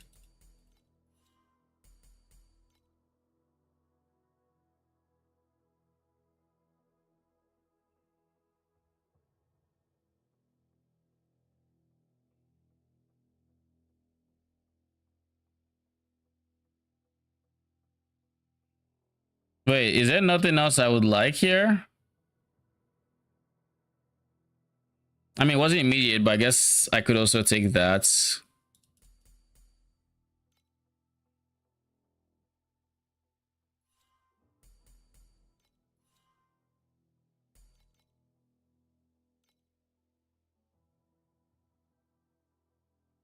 So now we just need the last few points.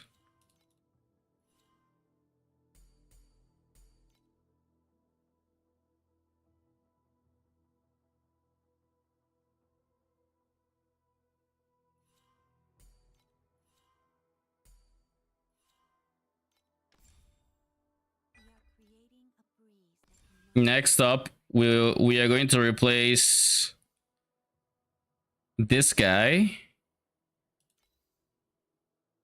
We need to replace some of these, but like this guy first and foremost needs to be replaced with adds base damage, adds percent of base whatever, and then we need to give these guys a source of cold damage and lightning damage.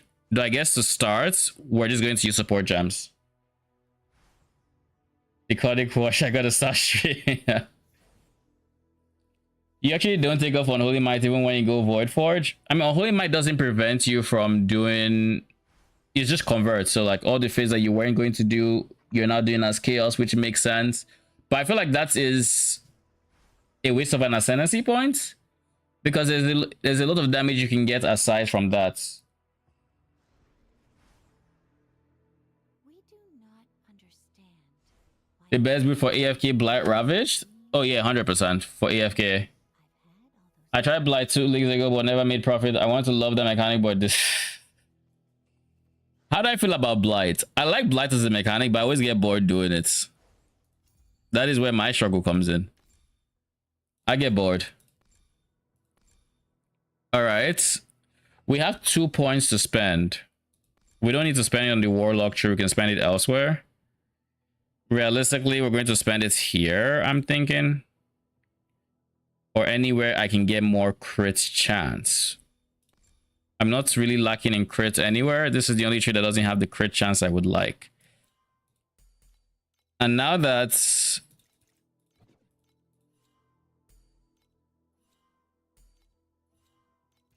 Now that we scale off of only ints, this is worth more than the all stats in my opinion. We need as much crit as we can get.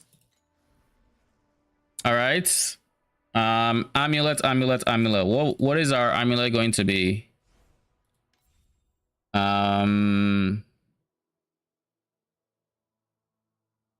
Realistically, are we going a rare late game? I think we are.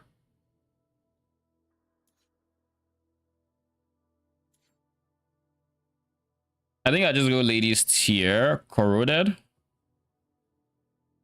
But let me just look through everything else. Yeah, I think it's a ladies tier angle. For a while at least. Passive level.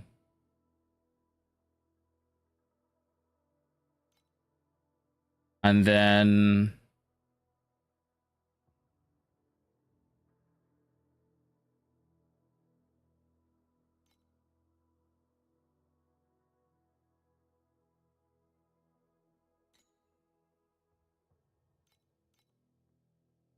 14 maybe?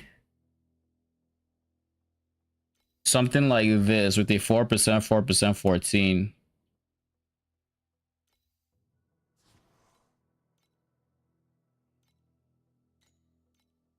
Yeah, this is going to be my amulet of choice. We still have Thin Crown, so we have Lucky Crit, which is nice. we're fond of this sky. The stars that vanish at dawn. These two are still synced up. We're going to have to replace you with Urus's Bond soon. And of course, we're going to replace you with the boots. I forget their name. Soon as well. You have to learn it properly. Use the alt on the blighted maps. I use 2 teal, 1 crimson, or 2 crimson, 1 teal for blight. Can't decide between range early hit or melee early hit. A bit bored of specters. Wonder if there'll be any new ones though. I think there might be from the season mechanic, but I don't know if they'll be good. I know I saw the octopus from PoE2 Skyfall there. Maybe it has decent scaling. Who knows? Who knows?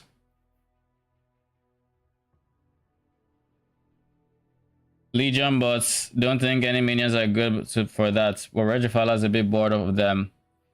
If I wasn't going Regifilers, I would be going Luminary 100%.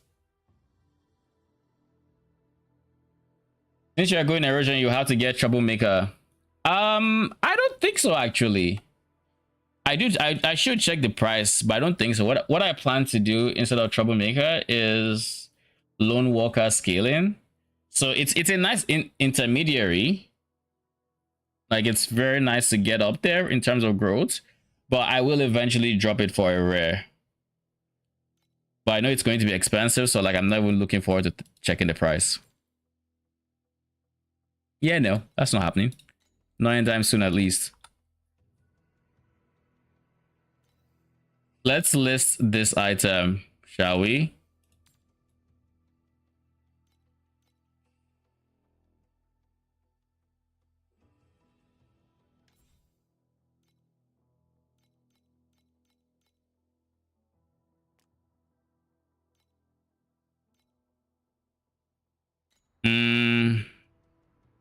What else do we need in the swap? Right now, we're kind of relying on... Please select the calibration intensity for invincibility number 2.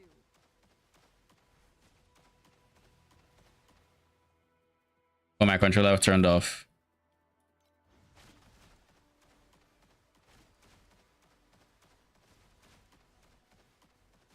All right, we're at 4-ish bill.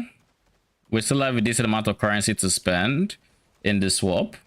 Actually, is it 3 or 4?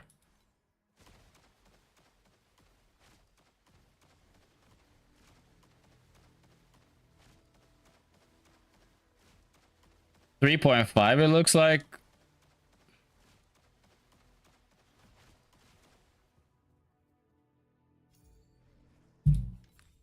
I also need to look at what I would ultimately like to do is rework my slate setup. Rework slates so that I now have a pedigree. Pedigree, remove all TDR, get magnificent and noble gems, and go from there. Stop the damage shot itself. You need to get canvas support. Yeah, I do. Canvas supports are going to be next once I'm sure gear is set. I think gear, this is fine. This is not a pressing change. I will change it. It doesn't have to be now. Nothing else is bricked. You have fire damage. I'll swap you.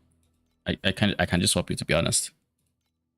I should be going for int or fizz or erosion. Erosion it is. Same, you have int already.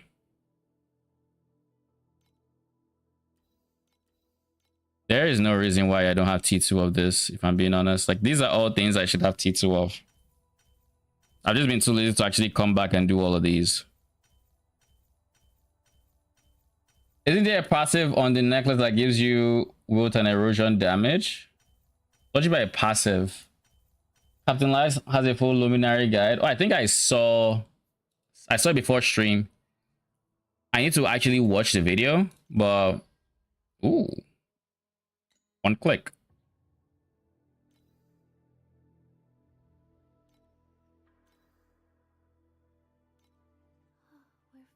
Okay, I think our gear is fine. I think all the FE we have left, we can use it for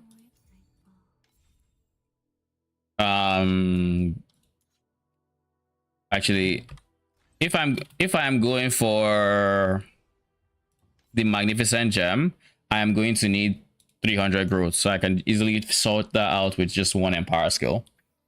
But that means I would also need an activation medium for it with like 6 seconds, 5 seconds, something like that.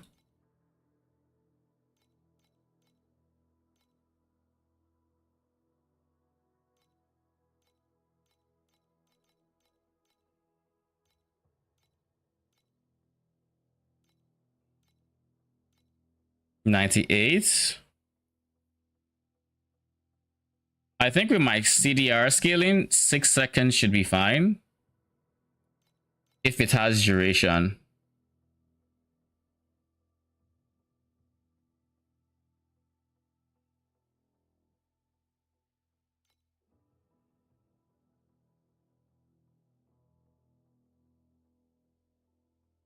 Actually, no. No, both are fine. CDR would make it so it's up, but I still can't prepare. So yeah, duration is the best. Put a minimum of D1, I guess. And we're back to 99 all the same. All right, beggars can be choosers. Clear 10. Clear.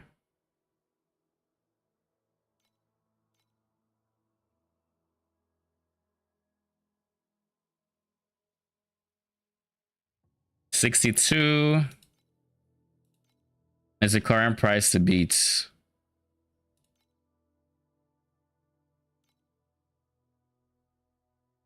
$61 is now the current price to beat. 61 it is.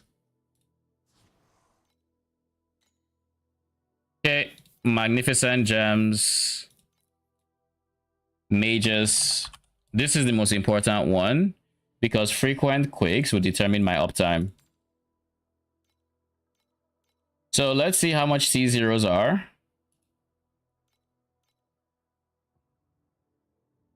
But that would be all my currency, so no. Let's go T1. Let's go max roll T1, shall we? Or at least very, very high roll. 140, 133.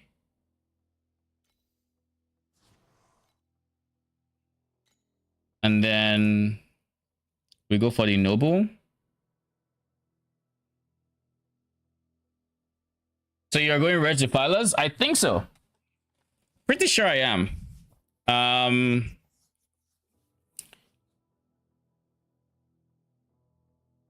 Yeah, no, I'm very certain I am. It's been like 2 seasons since I started it, and I do like to run it every few leagues just to make sure my guide is the most accurate it can be for the moment. And then we'll go malignant. Yeah, we'll do malignant. Levia, do you understand why Iris 2 goes malady? Because to this moment, I still don't know why. I assume it's for the multiplier eventually with like the level rolls as well, which is the biggest flat damage multiplier you can have. And it has no downside for them. But like, does it trigger ultimates? Or is it literally just for this? Because like there's nothing on it that makes me think it triggers ultimates. But with how early people get it in the Discord, I keep wondering, is it? Because like base is just for that, but like you see, here's the thing. Baseline, it's not, this is T0. People are getting this below T0. And if you're going to like T1, T2 with level 1, servant damage would be more DP, would be more additional damage. It'd be a bigger multiplier. So why would you use this when yours is 4%? What do you mean 4%? Like 24? Or 4 stars, like for level 4?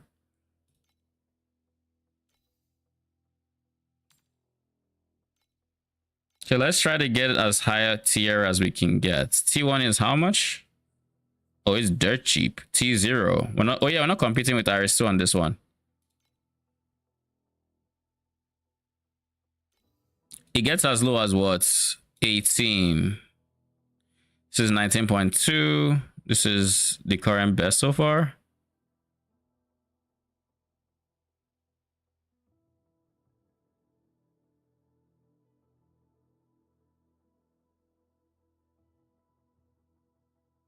Is there a well price 18? 18.9.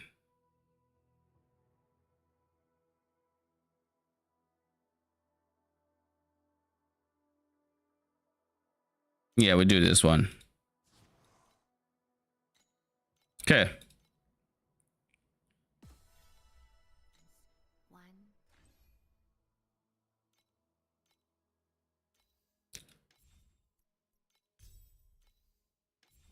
Now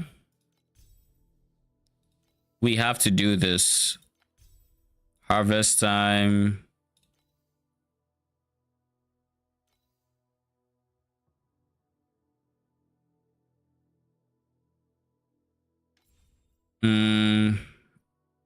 Glacial freeze.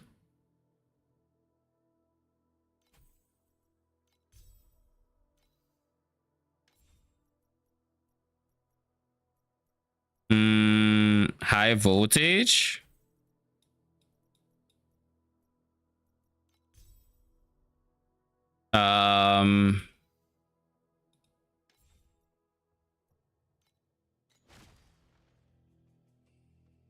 Now we need flat ice and we need flat lightning.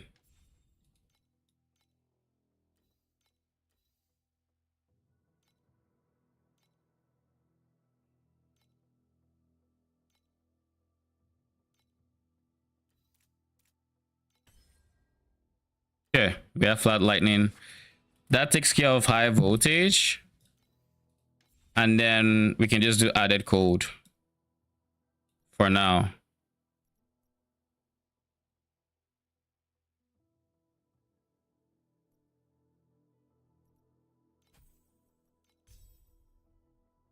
So now they deal numbed and frostbites. Then we need the other 3 ailments. So we're going here and we're going to click slates.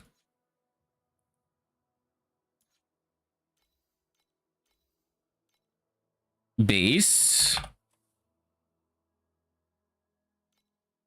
I'm going to pair it with, let's just see what the price of this is first.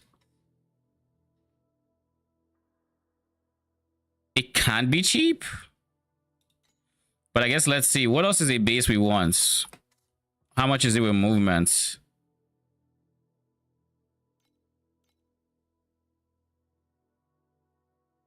On a corner, it's pretty damn cheap. Say that much. Sure, let's do that.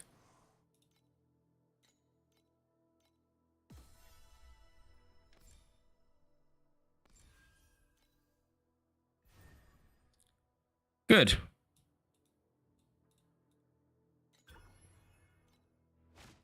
We also need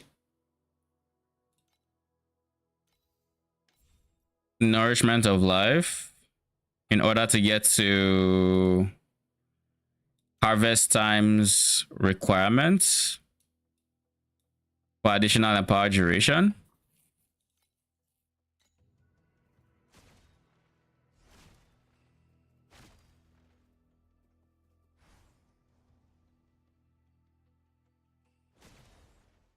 There's a row that gives you that, I can't remember, I just know mine is 4%. I think I know what you mean, and I don't think it's a roll. I think it's just level. You might be level, you might have level 2. The calibration intensity for invincibility number 2.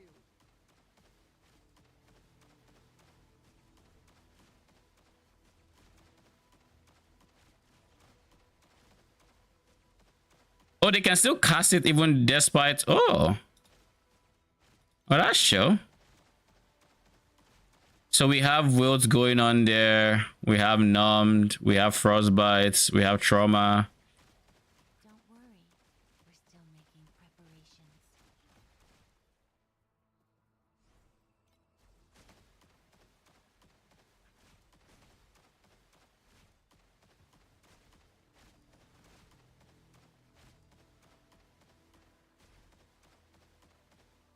Oh my god, I forgot.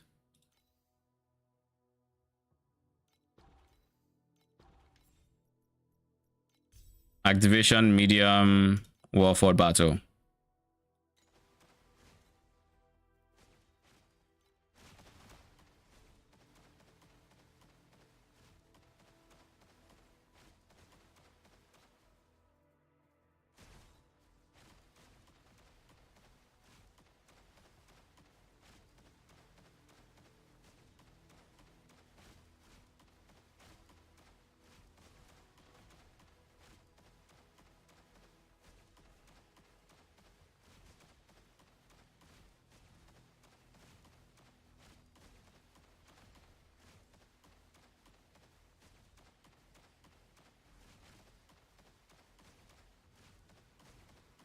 I feel like it's not triggering as often as I was expecting it to. is not truly Do your modules have elemental protocol? They do not. on occasion.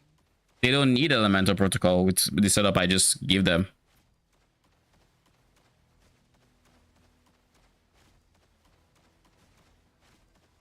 The one thing I do want to kind of splurge on, if I can, in terms of modules,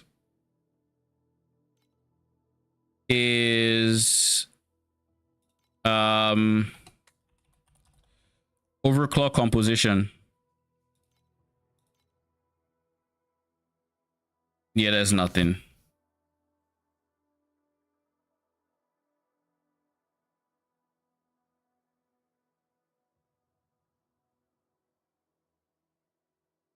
They are all 3 mods, by the way. Why are they all 3 mods?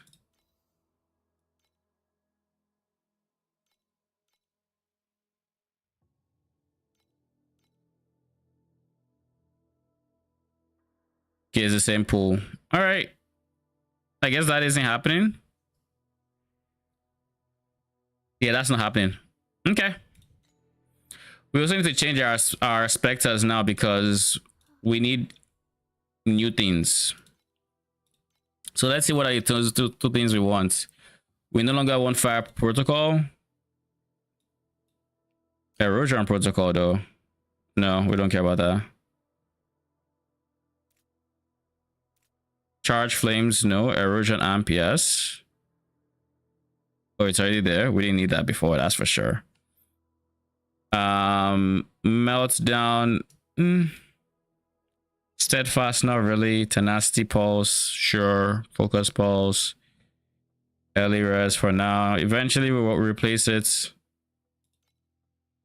Overclock composition, dimensional collapse, which is erosion res now.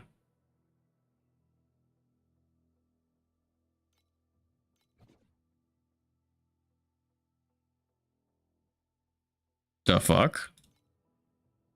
I don't want knockback. And in the ideal universe, we'll find a spellcaster because I realized that is important. Because without spellcasters, well, you can't use grudge for I guess we can now use precise weapon amp. So we don't necessarily need that too. So let's pick that up while we're at it. Passive.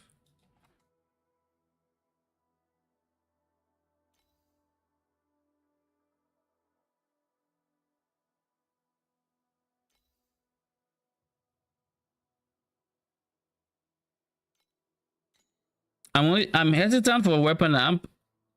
Which one has? Isn't the weapon amp that should have grudge? Or is that something else?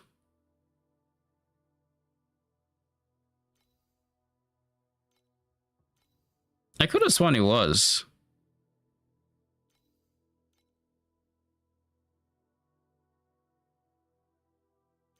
Did they remove it?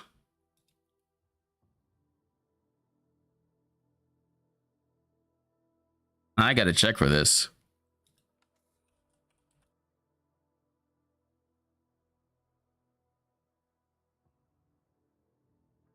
I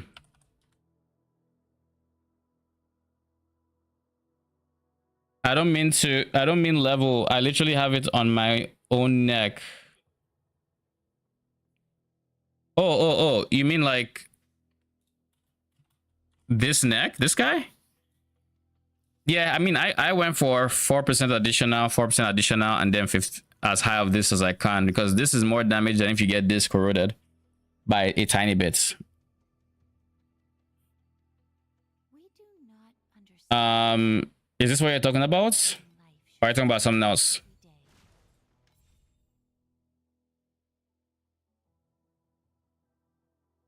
every day. But anyways, have a good night. Appreciate you hanging for so long.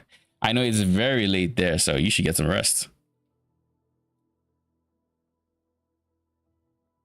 Send you a screenshot if I'm... Alright, sounds good. I guess it's not grudge, it's paralyzed. That's what I'm trying to remember. It's paralyzed, right? That's the thing. But then there was a support gem.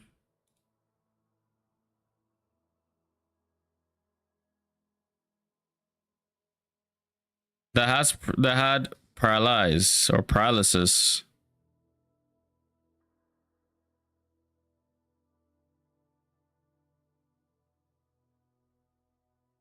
But like this says it didn't have it last season, which I find very, very weird.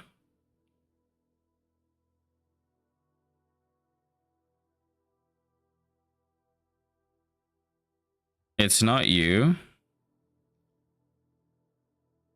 It's not you.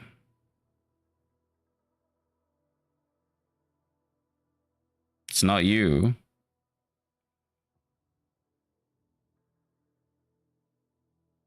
I wonder if they removed it a few seasons ago.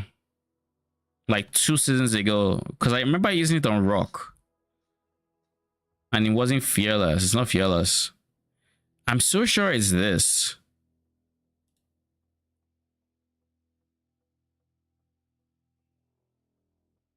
Yeah, nothing has paralysis anymore. Absolutely nothing.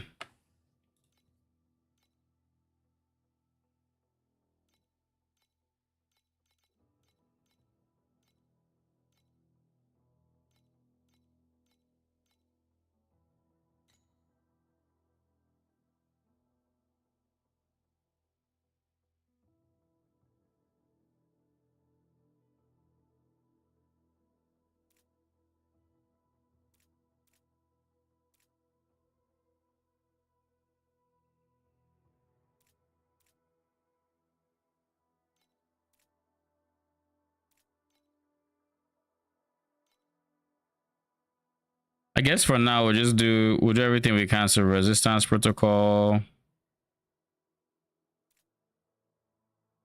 I don't want knockback because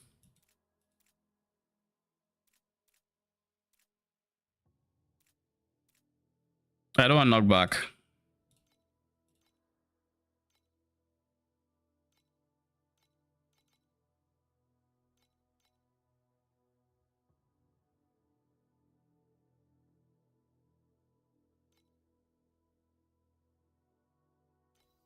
Energy shield resistance.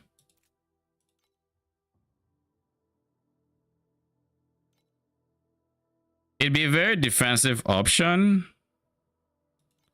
But honestly, it's not the end of the world. That gives me the ability to at least use Grudge for now.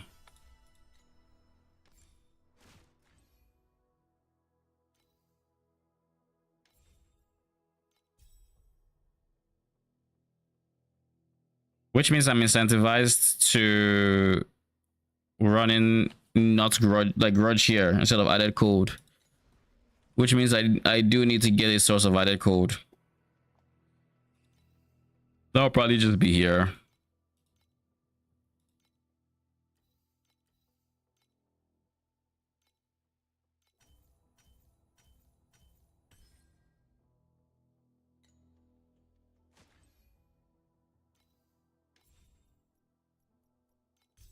Okay, cool.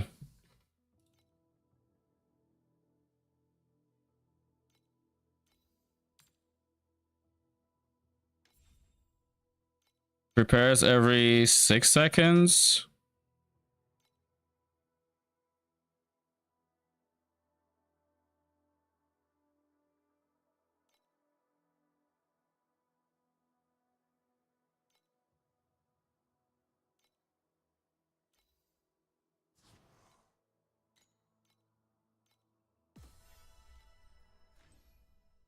That goes on you just for better uptime.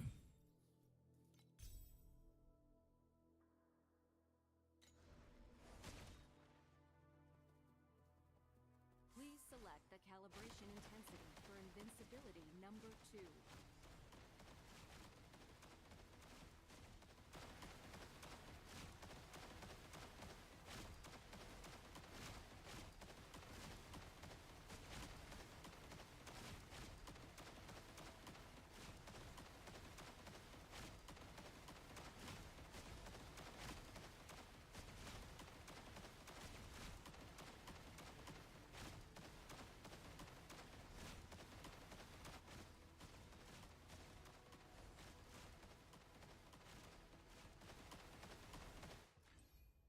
Do they need to take damage or something? I feel like they're not triggering as much as they should be.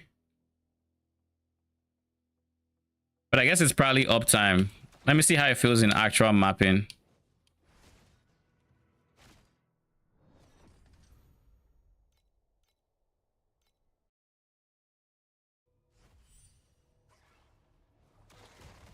Don't worry, that world is not scary.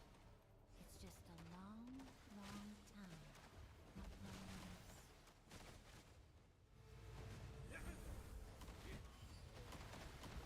We've witnessed many final moments like that. Some were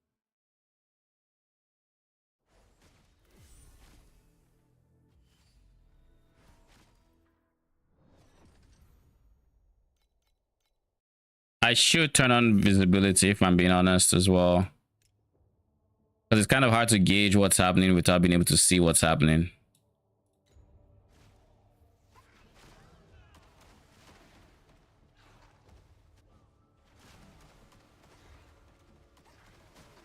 perhaps we can be friends once you've turned to dust.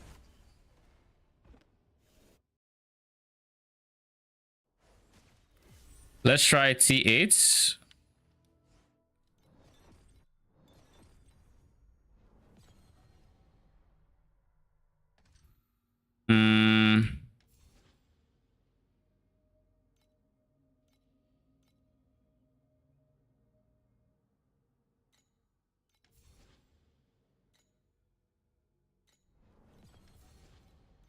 Yeah, we have Sandlord active.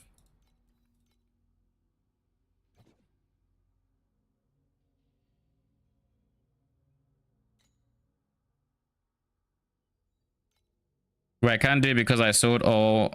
Lol. Fine.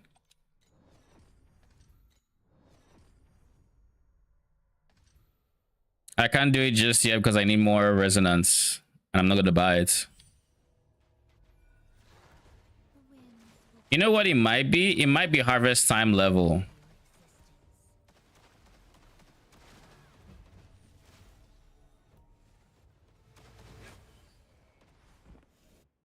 Also, it might be range of my ultimates. Because these guys are not anywhere close.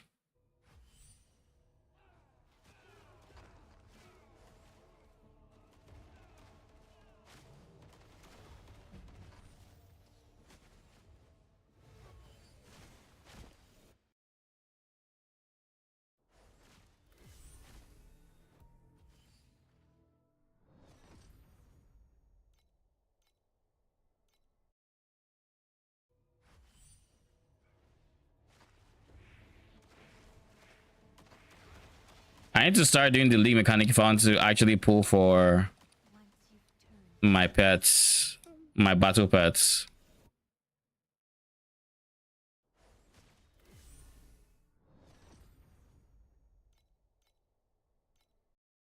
Only 10 resonance, huh? So this is an extra boss map. I see a problem already with boss rushing on this setup. It's too efficient. It's not letting me see the bosses. I thought that was a possibility. But like, it is happening. Like I literally saw it just delete one from like the side area before I would have potentially been looking if I was actively paying attention. Okay. You need to be more attentive is all that means.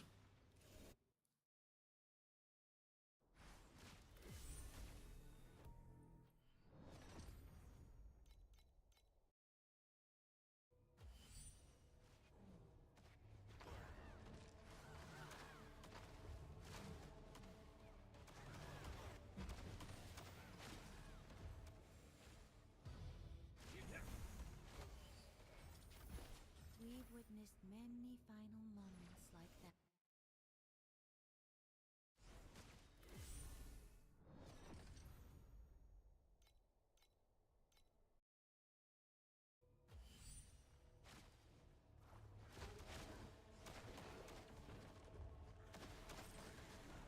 The winds will blow away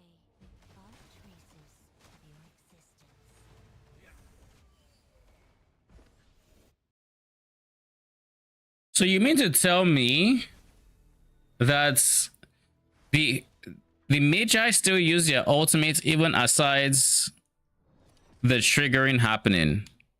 So if I really wanted, I could still do all the ultimates, like the CDR shenanigans, and just have them hit even more frequently. Like that is an option I have available to me.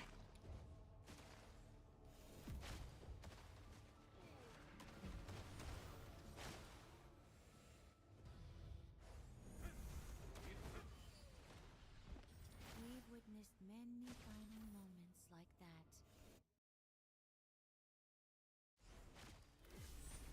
that. Is I1's mobility just movement, speed, and dashes with CD? Pretty much. I want to kind of try using Leaf Slam on my setup, but like, yeah. For the most part, it's that.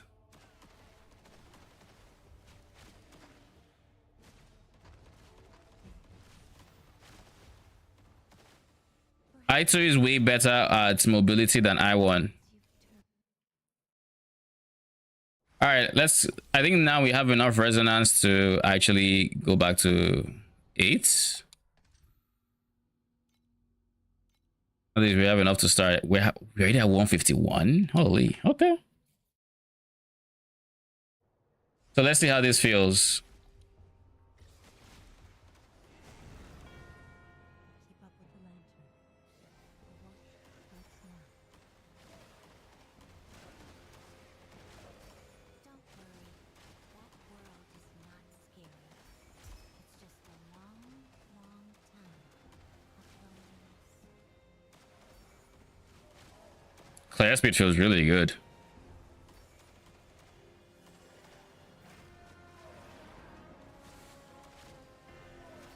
Why is that showing red and yellow when things are for the most part dead?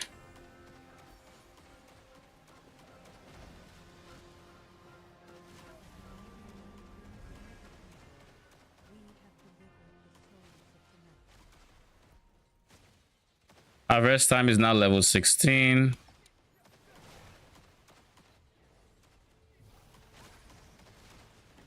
Perhaps we can be friends once you've turned to dust.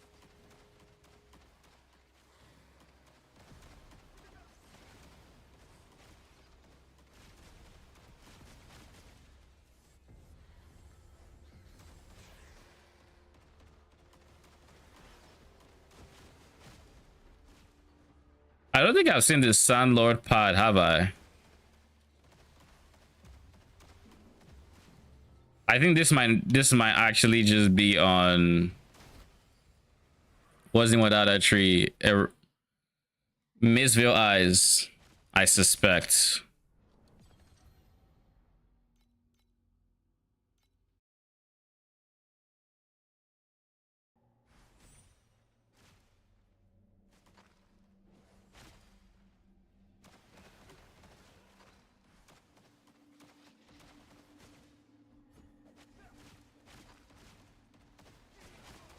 Don't worry.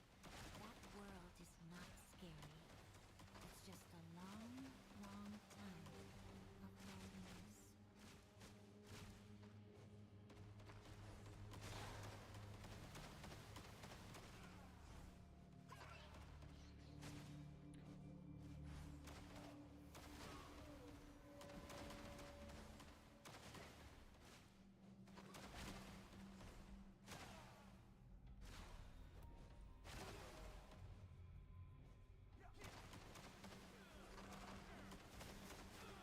The winds will blow away all traces of your existence. I mean, that's something I wouldn't have been able to, I wouldn't have guessed was going to happen. I.e., they're still casting their ultimates while it's triggering. I don't know why I kind of just assumed it wasn't that way, when realistically it would be. It wouldn't have been strange for it to be the way it is, you know.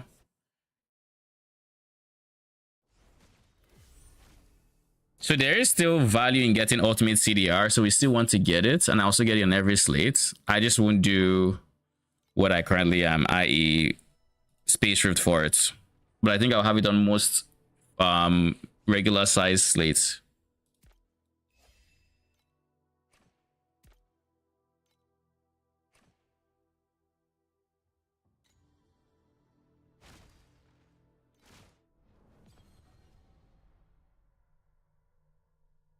Okay.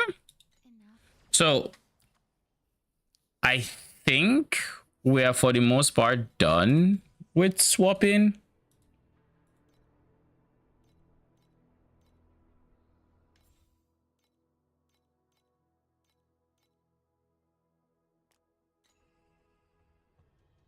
We still have some other things we can do.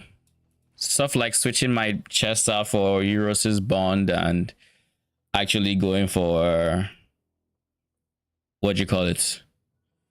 Actually going for bond scaling, things like that would be really good. Euros's bond would be very, very good for defensive scaling because that's like 25% damage transfer off out the gate. Not to mention it's also additional damage per bond. It does promote bond scaling, and I don't think I'm yet at bond scaling territory yet. Because I would, for that to happen, I need to have a bit more bond in other places. Is 95 imps, which is the equivalent of like, I want to say 48-ish, 47-ish percent additional damage worth not having even the baseline effect of Erosion's bond? Probably not. Probably not. Now that it is actually very cheap. I didn't think it was going to get this cheaper. Can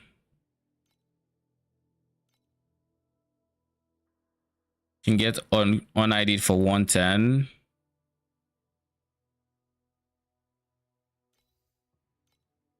This is 115. Can probably get a good max roll on these two for decently cheap, is what that means. But the problem is, if I were to do that right now, I'd be getting 18% per bond times 3. That is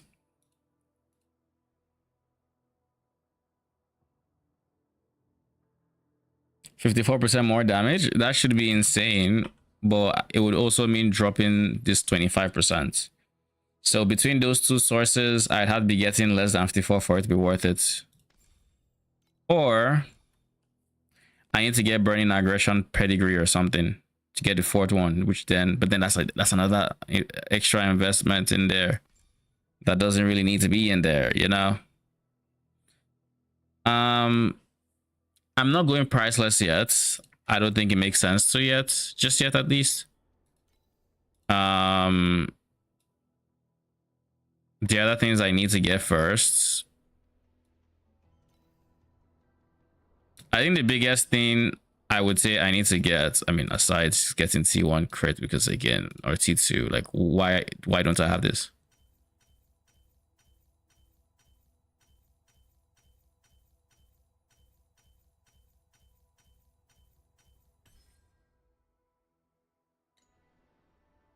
I probably want to keep lightning res if I'm going to have it balanced at least.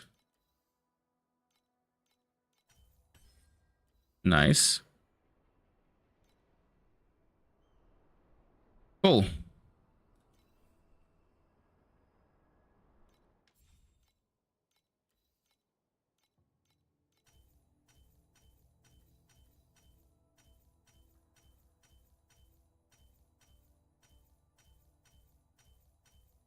Yeah, I know my next unique is going to be the boots. It's 100% going to be the boots. All right, how much are the boots going for?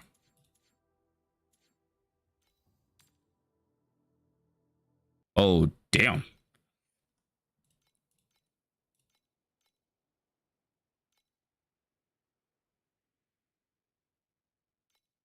I knew it wasn't that simple.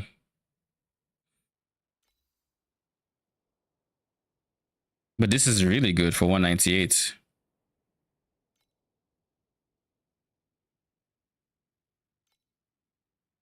There's a 190.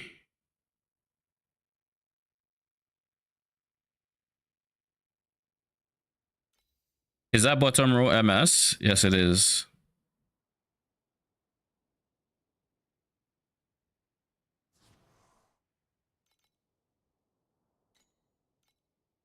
We'll just take it.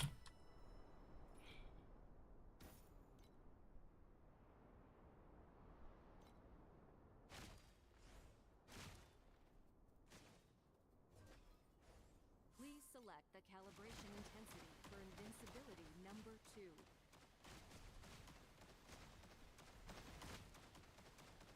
We're at 10-ish bill, it looks like.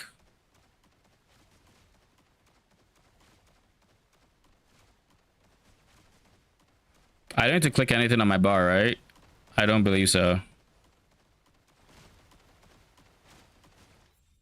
While we're here, let's go get our what's it called?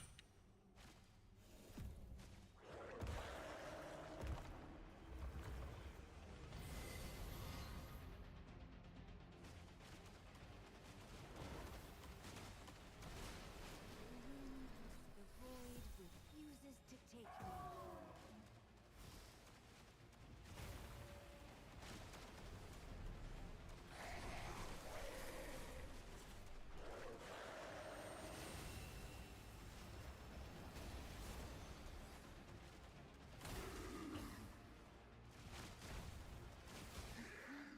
I hate those beams.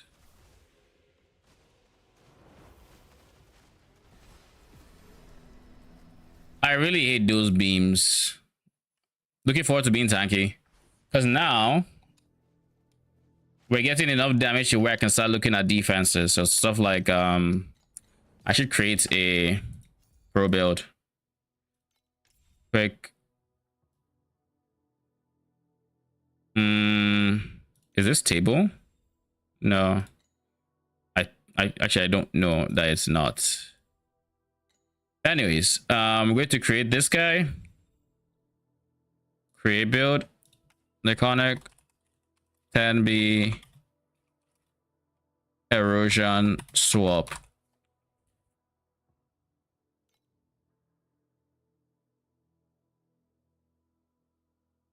I'll probably delete this because I need to rename it and I can't exactly easily rename it. But yeah, this is where my character was at when I did the ignite swap.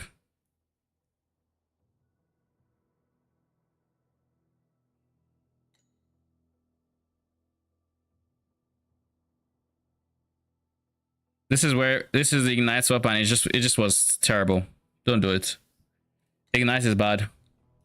I have officially come to terms with it. It was so annoying.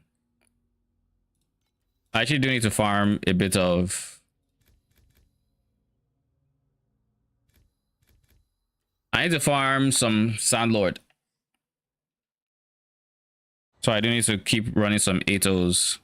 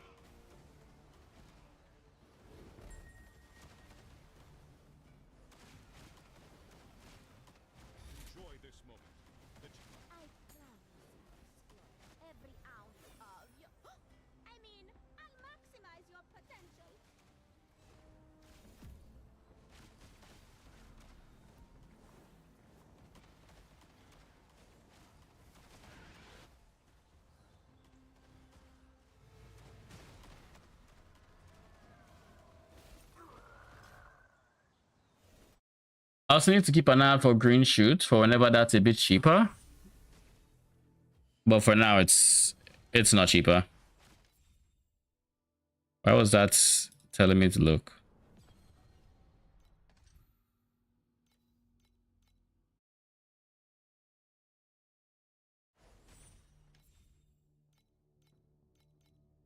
I need to go. Y'all aren't okay. You know you're done. I was like, Conflicts carry the weight of both honor and shame.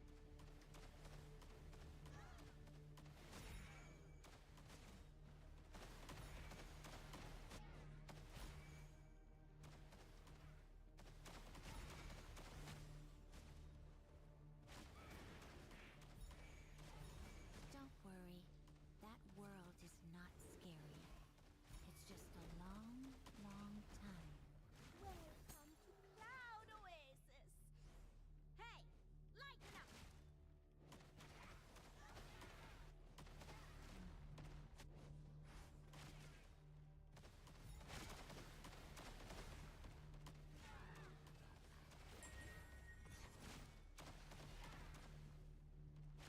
I also need to get precise auras. Let's get precise auras, shall we?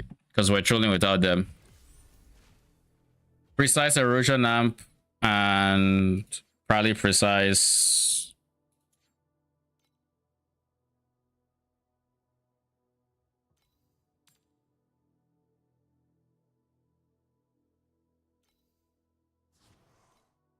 And then precise weapon amp. It beats doing precise spell amp, that's for sure.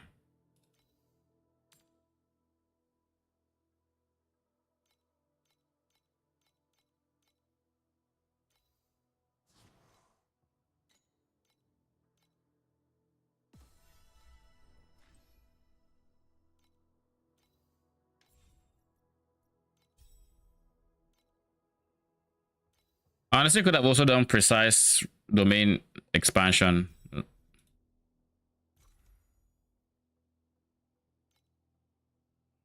And I still might. Speaking of, all these precise gems that are just chilling, doing nothing, I'm gonna delete y'all soon. List an item 83. What about you?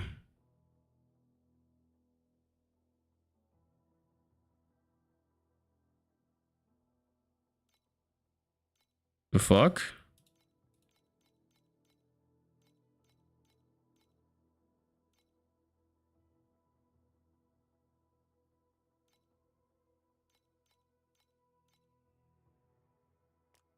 Okay. Does Ulti-CD help with Malignant? It does not help in Malignant, but your Magi can still cast aside Malignant. So they can still self-cast, which Ultimate CD will help for that. But then you can also just rely on Malignant all the way through, and you'd be fine. Conflicts carry the weight of both honor and shame.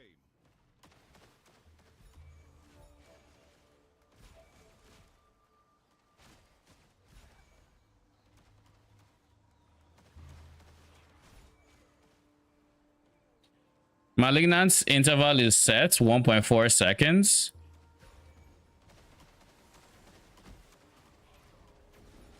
Perhaps we can be friends. But aside the 1.4 seconds, they are still free to cast as they wish. Every ounce of your. I mean, I'll maximize your potential.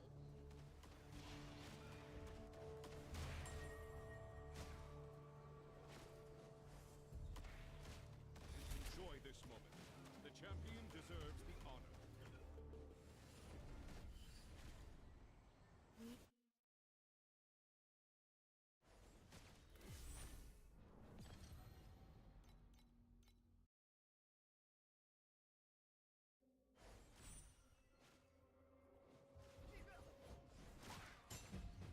Conflicts carry the weight of both honor and shame.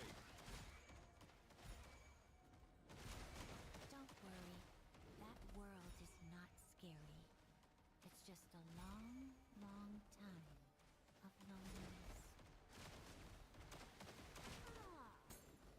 All right, so now I have to figure out when people should actually swap from fire to erosion. Malignant and this thing are honestly just very, very comfy to have. But I also recognize that in my current experience, I have a lot of ultimate CDR. So my Magi are probably using ultimates, you know, more frequently than pretty frequently, asides the Malignants by themselves. Because like I was scaling ultimate CDR for fire mages, right? Deserves the honor.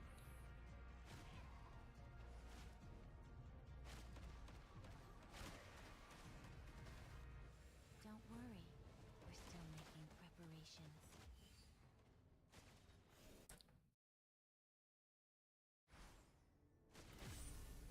I think waiting till after T7 trap is a fine idea, but I also think it's fine to switch before. If you switch before, what is the downside and what are the upsides? Switching before means you have better clear because the ultimate on your Erosion Magi hits more enemies than your fire. Your fire can miss, whereas Erosion is just like The wind Ow. is gathering again. Erosion is targeted, so like you're not missing. So clear becomes better, which in turn means your farming speed is better.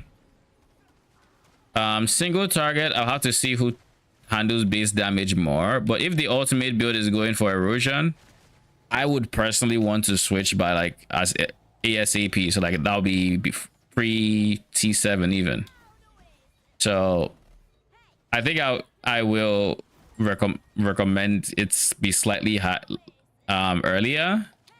And I think what I'm going to do is I'll look through what the leveling would have looked like and kind of come up with something akin to what I did with Frost Magi, which is just get a feel for when people can swap. Realistically, damage wise, I would say the most seamless transfer would be going from Fire Magi to Malignant / Frequent Quakes.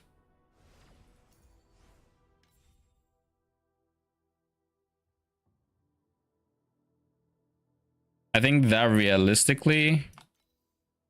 Ooh. I think that realistically would be the ideal.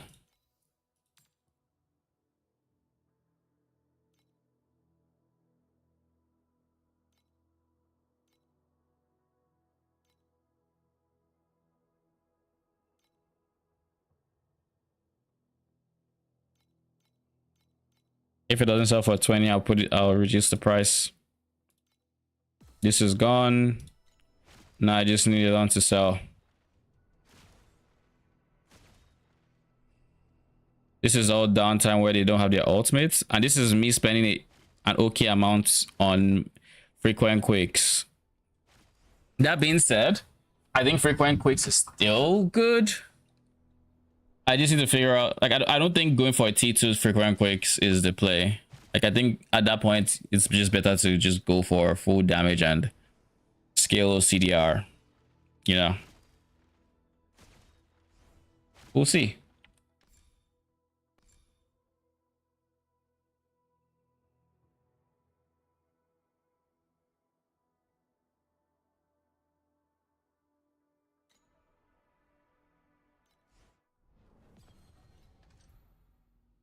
Oh yeah, we do need this.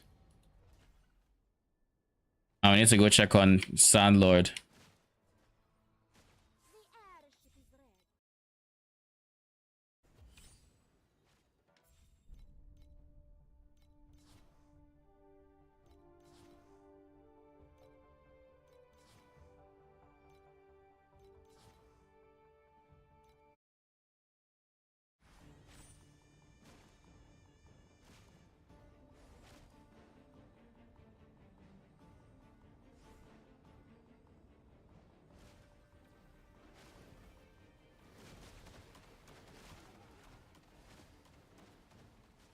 Yeah, we clearly still are in profound level of damage, that's for sure.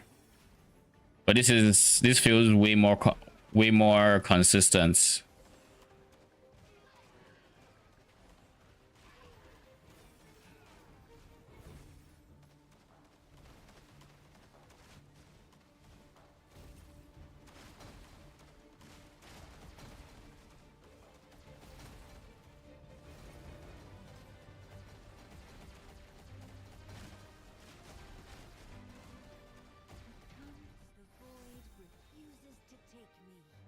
I keep forgetting I can't stand in one spot because of those fuckers.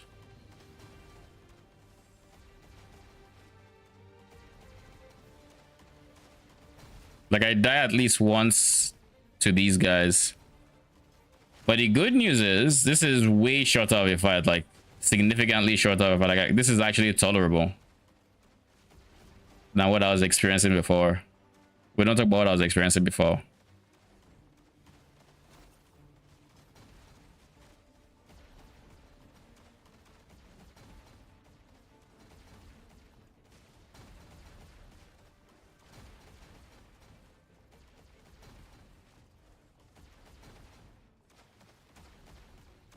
Which one is paralysis again?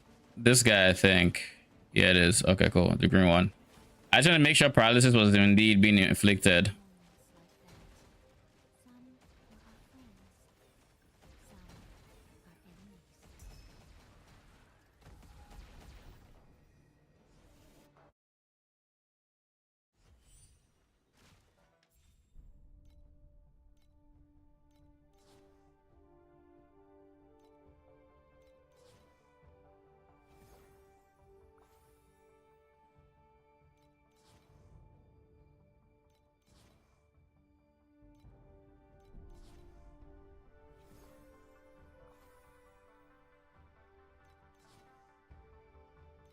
And that is 100 FEs. Sure.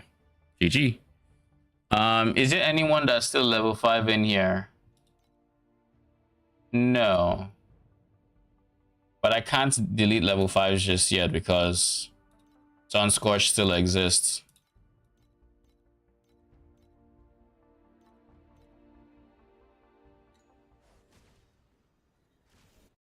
So next upgrade is going to be, if I'm going DPS, it would be hero memories. My memories are fucking trash. Like when I mean trash. We don't talk about my memories. That's how bad they are.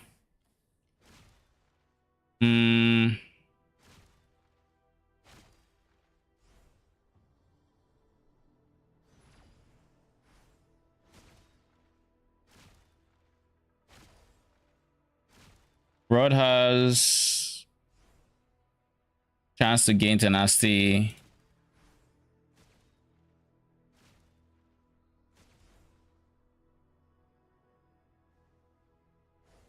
I'm going to try to fill out the entirety of this guide on Thursday, most likely. And the reason on Thursday is I actually might have some time to do it on Thursday. I'll try to get it done before Friday, which is PoE League starts, because then all my attention will be on League starts. And I won't have the time to do it after. Sequence. Why a rapidly fading life should dream every day. I've had all those dreams.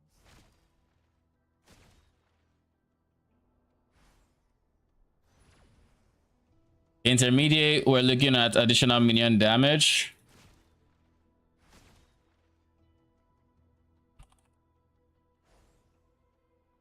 It's probably the best one. Then for advanced, we're looking at, could be radical order effect. Probably radical order effect, because that's going to be given to us by our boots. And I think the boots will be free, so no harm, no foul. The one thing I do know about this is we're going for a T0 double damage, so double damage there. Here, honestly, I kind of want to also go for this guy, but I think I'll use the opportunity to get armor pen.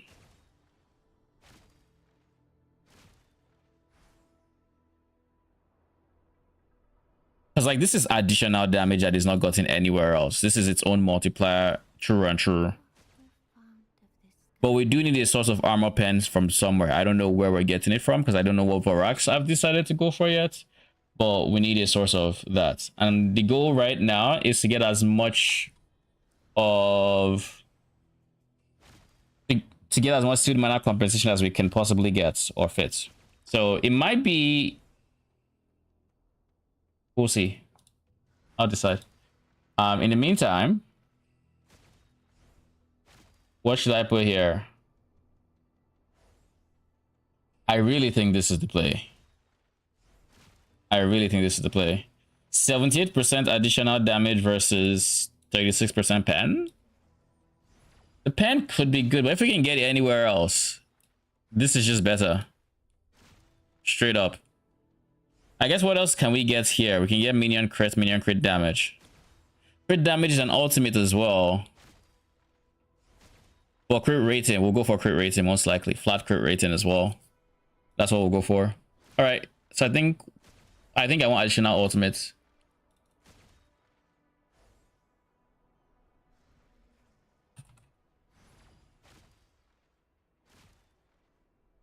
And I'll go for an advanced here. That's critical rating, We have many friends. which I believe is an advanced. It's enough. Then we have 2 ultimates, so we go for an advanced here, which is +1. I don't even need +1 sync because +1 sync can be gotten on the tree, really. Because like we can get +1 on the sync on the tree and then duplicate, like get 2 instead of 1 from the league mechanic. So I'm not going to go for this one now. That'll be a waste. I think I'd go for intelligence probably. But it's a 12% additional that we don't have access to also though. But I guess we'll see. We can only get in a limited number of mods in that region. Probably like 4 slates worth. Like if I were to actually check, what is Table doing with his slates?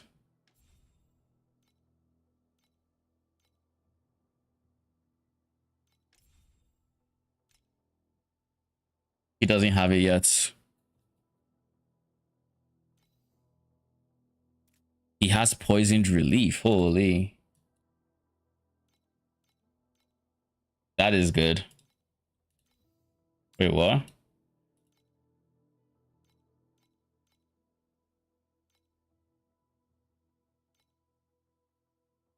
He went miraculous touch.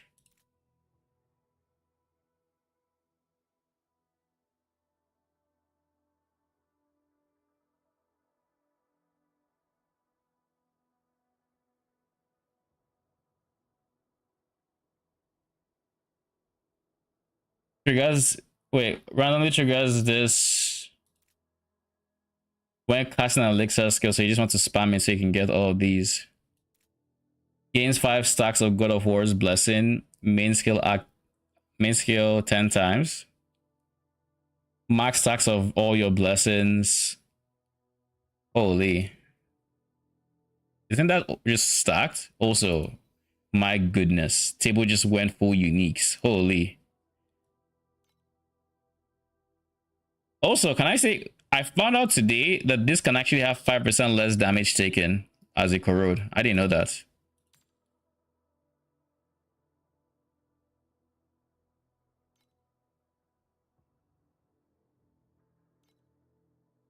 I did not know that before today. Found out while I was at work, so probably would have been good to know. He has cooldown recovery, he has base ailment, and then he doesn't have the movement one. What elixir is he using? Oh, he's using saltpeter for damage transfer and explode. So he's using explode with his Thunder Major, because I know he's going Thunder, if I remember correctly.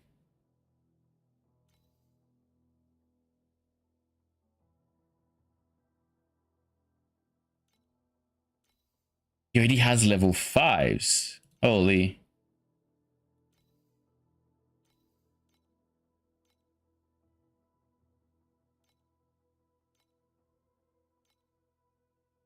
Fusion resistance do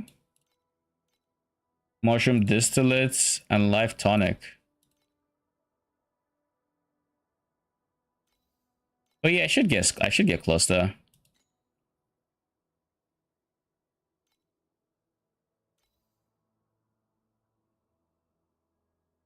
He has priceless. He doesn't. Did he go max sense?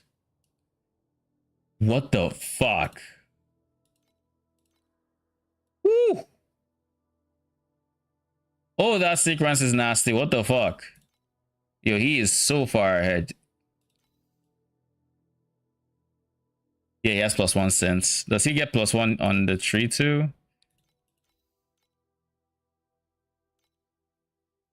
He goes bond scaling a bit. He does. I find it interesting. He does Warden's breastpin. Would not have expected that. He also doesn't have what's it called yet.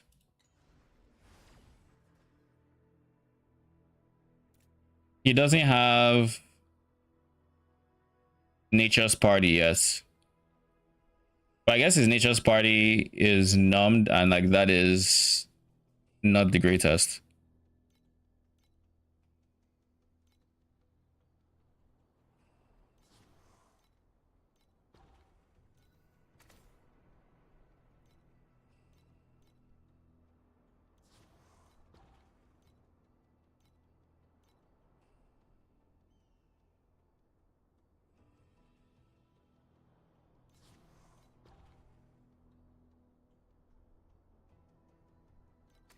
So why is he going so heavy into...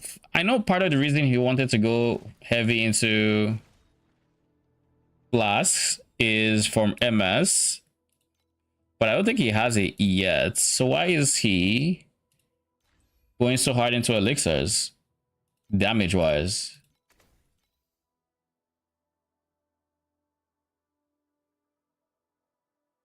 Does he plan on eventually using the thing that gives his minions elixirs?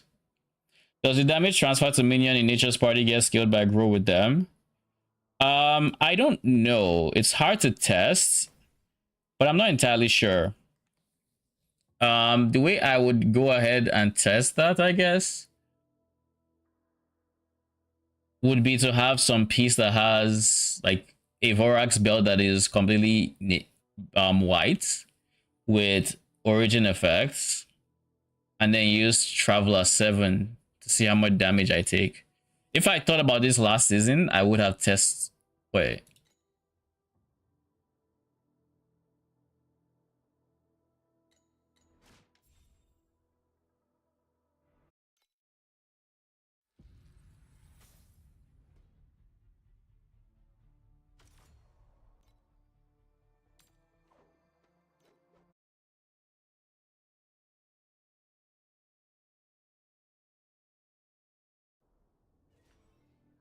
We're fond of this sky. What the fuck? Stars that vanish at dawn return once more at nightfall. My dream items got deleted.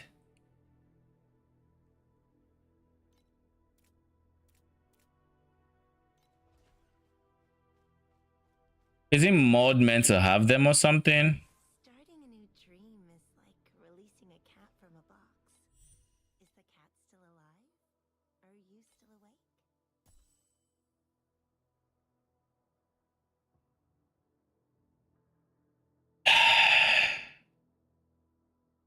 The things we do for science. This is basically legacy gear Releasing a cat from a box. Is the cat still alive? that I am defacing right now for this test. Starting a new dream is like releasing a cat from a box. Is the cat still alive? Are you still awake?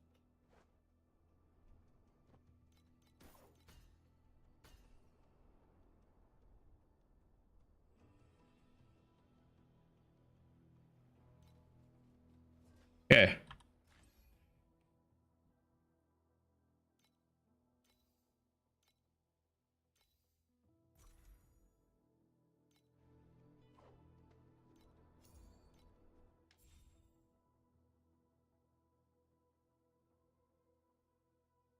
Lots of withdraw onlys here. This is my first time ever being in standard. I think one of my first time probably.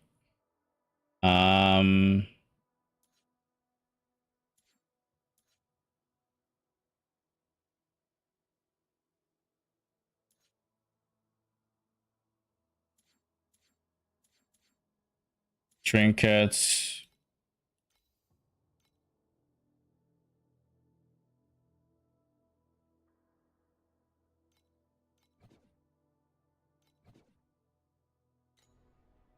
We're being diffed by standard. This base has it, but it has a bunch of other things that I'm not gonna deface this item. We're not doing that. D0 cooldown recovers it. It's not happening. This is my build. All right.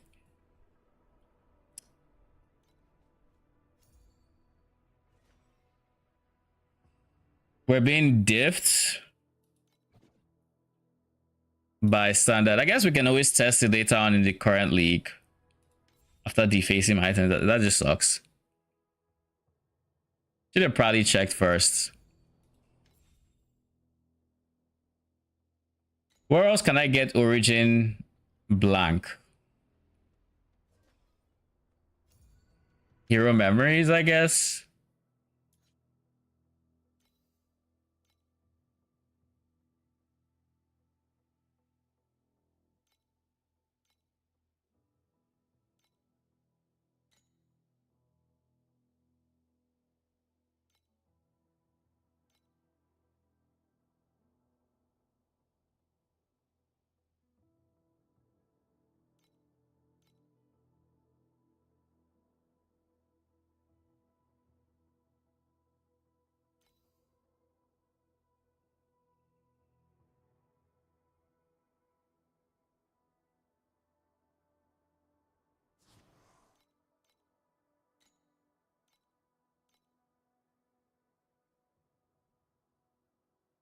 Stop it. Guess it's 600 FE. I'll have to leave them there. Anyways. Now we're going to need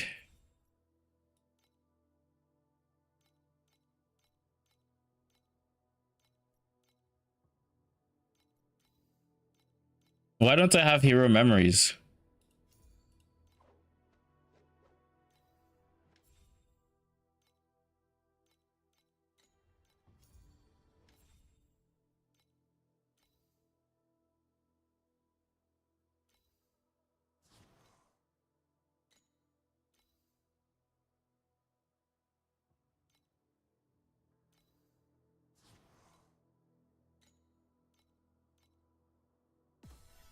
Yeah.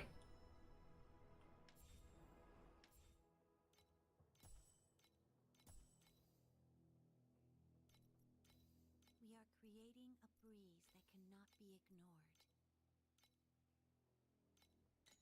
Okay.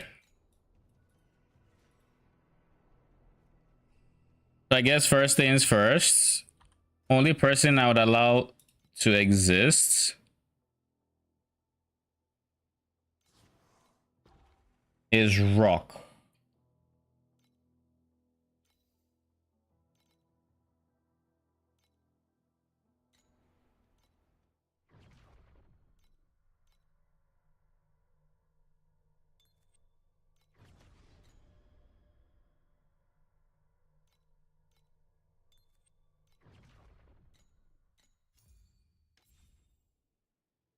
What about the end? Item collection.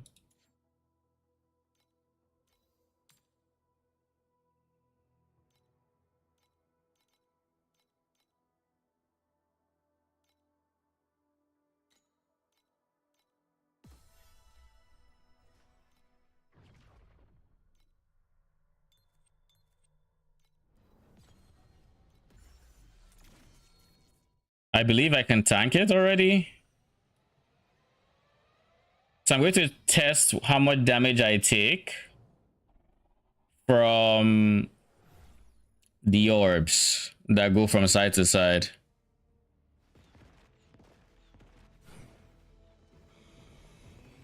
If I can convince one to hit me.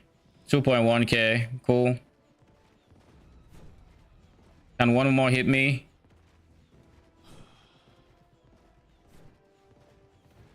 Looked like it was 2.1k again. Bro.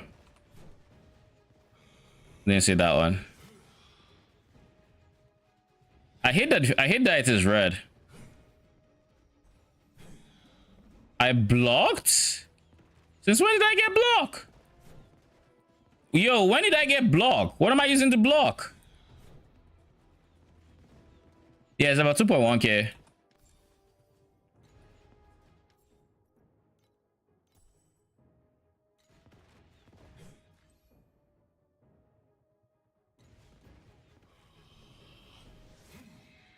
Bruh.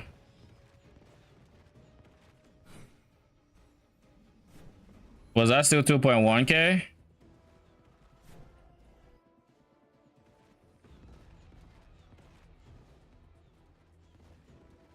Bro. 2.0k. So we lost 100 damage of 100 of the damage. Is there anything here that I should be worried about? No. This, I haven't really chosen the hero trait, so it's just nourishment. So I guess let's click nourishment.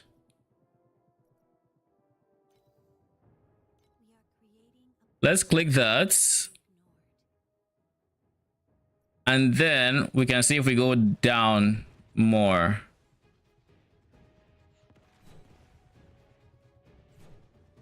It looked like it was still 2k.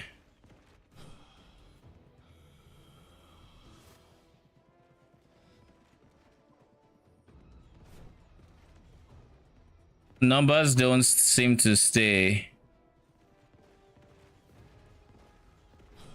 3k?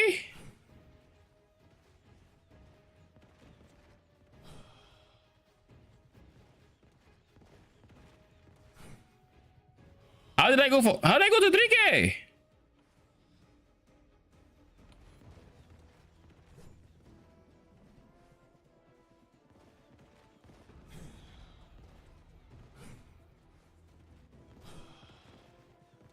Yo. Why is it acting like I have suppressed chance or something?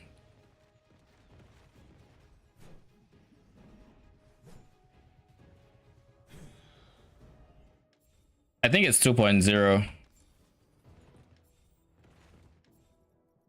right, let's switch to Wind Rider.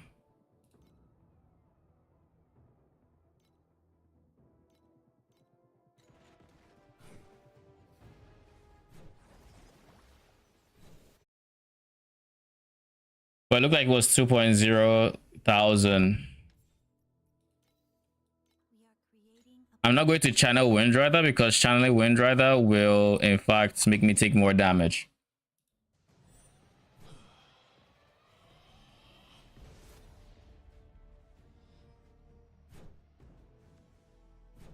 Two point oh.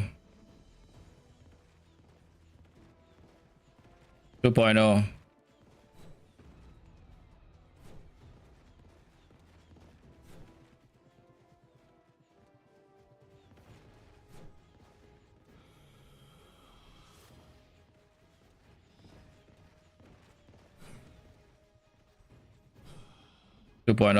All right, 20%.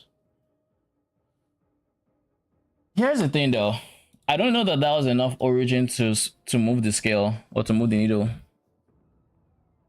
because looking at this,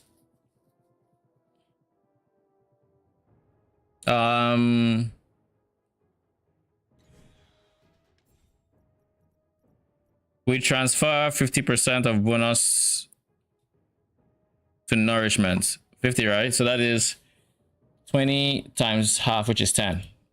So that is 20 times 1.1.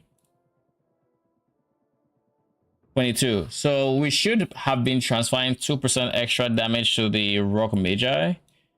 Now is it is 2% of the damage I was taking. 10% is 200. So 2% is 40. 40 is not enough to move the needle. I would need a source that has even more origin effects than 14%. 720 is 14. It's gonna be very difficult to test. I guess when I take the hits, I'll try to pause on the exact moment I take the hits.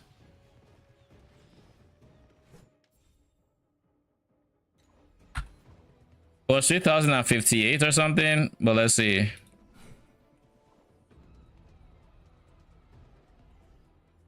$3872. I think that was a block. 3875.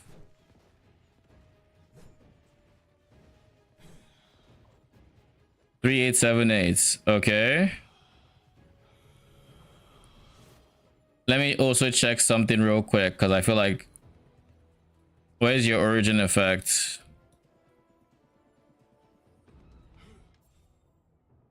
Nah, I can't test it.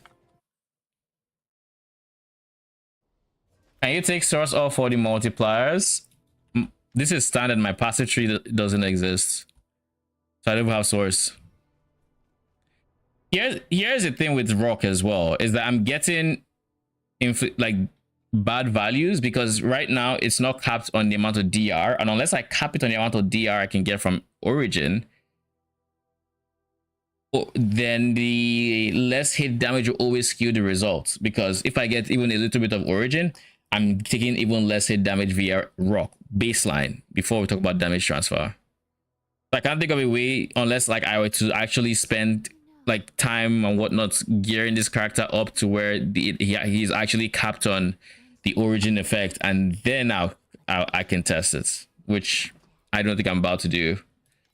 I might do it later on in the league when I have a bit more currency in league, because I do plan on scaling my support Magi in terms of origin.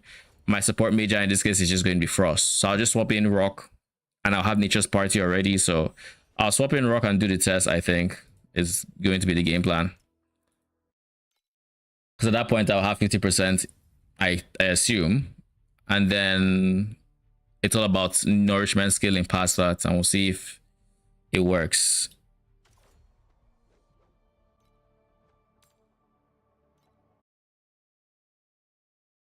But yeah, we'll definitely test it out later on, assuming we'll get that far in the league. I think we will come back to this after PoE has gone full swing and I'm done.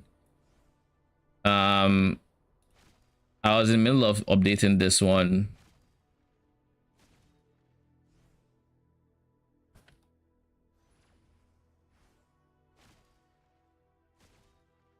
And the base affixes is Fist to gear, Erosion to Fist to minions, Erosion to minions.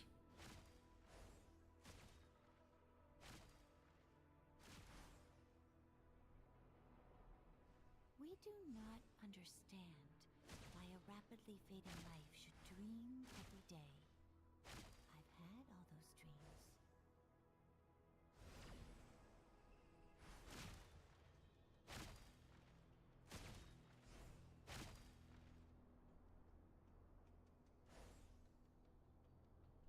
Yeah, so that's gonna be for this.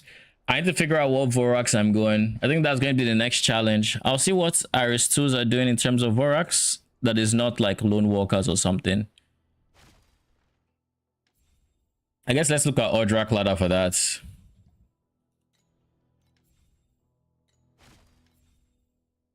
No, Ordrak, this guy.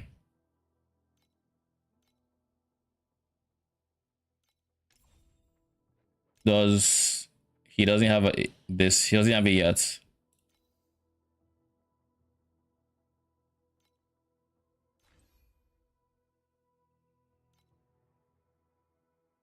Holy, he's going frost damage? Okay, I would not have seen that coming.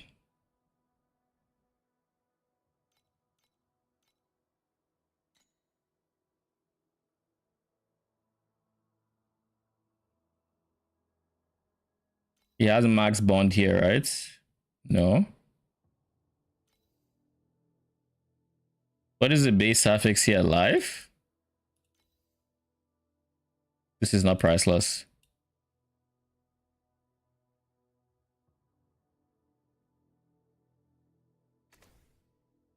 So no Vorax here yet.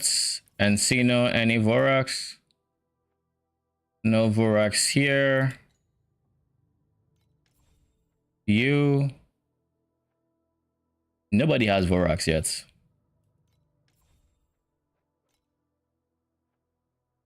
I guess I'll just keep my mind open for Voraxes. Belt is the weakest slots for minions anyways, typically. So that's why I'm very, very open to my belt slot being Vorax. Worst case scenario, I'm going to Vorax a defensive piece in the form of what do you call it? Wait.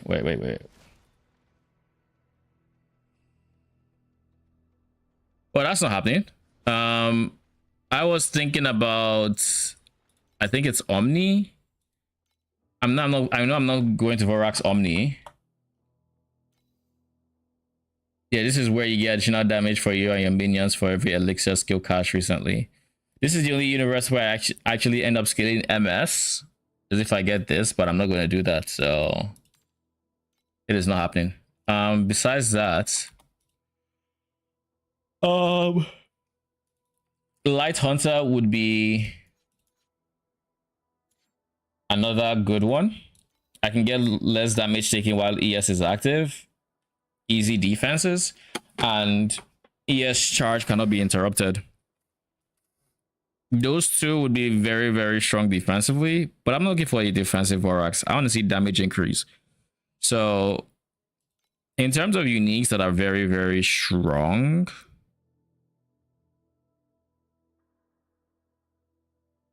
Belt Vorax stands out to me because I can get bond on it to start off with. It stands out to me because I can get bond.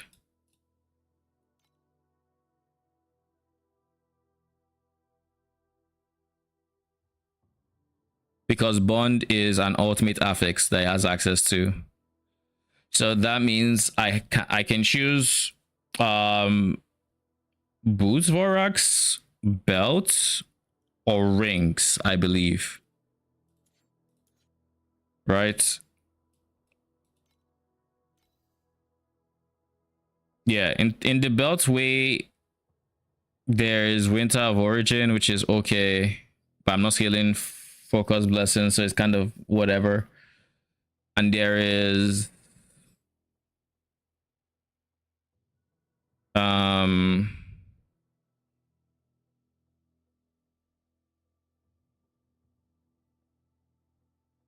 my brain stopped working for a second. There is this guy.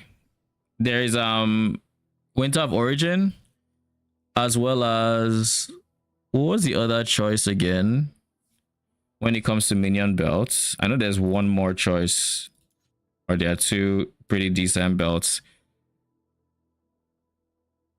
There's Winter of Origin.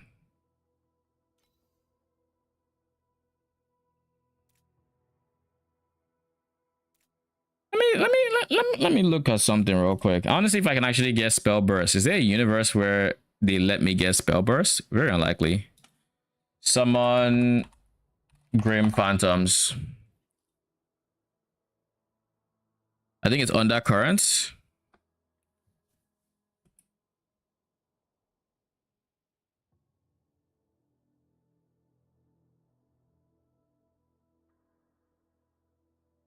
What is the limitation on spell bursts?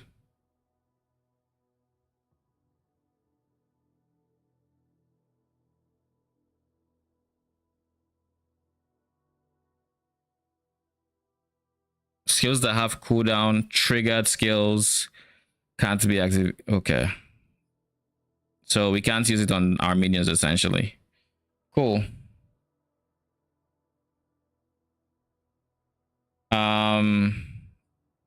So that's not happening. Then we have, it's either Winter of Origin typically or a rare. And the rare is not happening. What is Gladiator's Roar?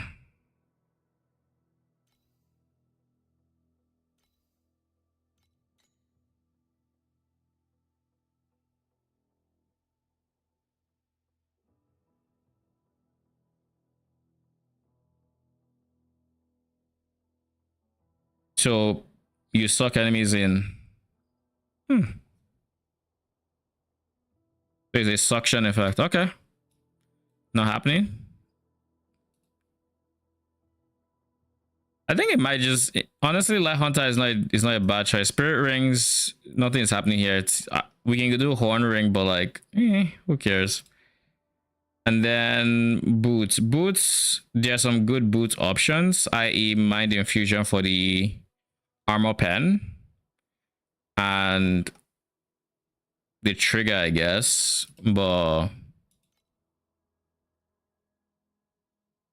no, not particularly impressed. What about gloves? Glove Vorax. Gloves for Vorax can go gloves and chest, I think. So in theory, I can have a second chest piece on my gloves. Now, I am currently using Miniature Void Sea.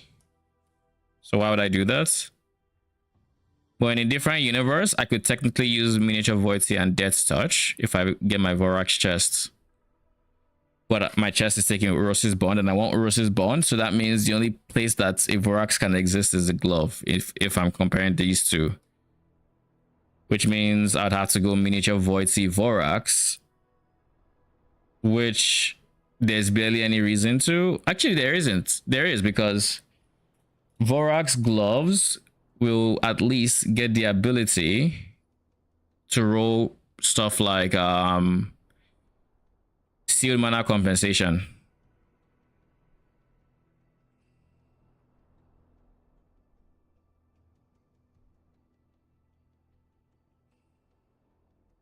You know, the void is not truly empty. You can meet your friends there on occasion, but they shatter. Aura effects, sealed mana compensation. Like you can actually do that on gloves with Vorax. So I guess there's that benefit at least. If you really wanted to juice auras to the moon, you'd go Vorax gloves, you'd go rare chest, you'd go rare helm, and rare amulets. But the only reason you would ever do that is, I think, if you're going like Vorax Lone Walkers, but then you can't do that on gloves. And if I go between helmet and amulets, there's a very healthy amount of choices with amulets. Actually, same with helmets. Troublemaker Vorax is good. Get done. Or if you had to go Fiend Crown, kind of not great. Who else is there? Ladies Tier, Warden's Breastpin. Actually, Warden's Breastpin might be actually insane.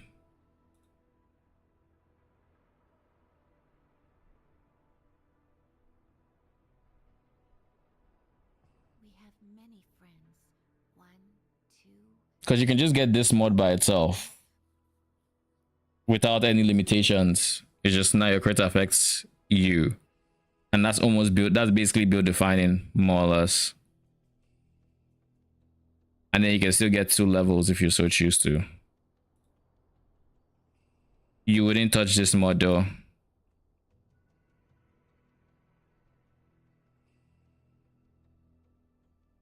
That's an option. Would really help crit scaling. But I think I'll go belts. I want the extra bond stack. I just need to figure out what I want to put on belts. That is worth.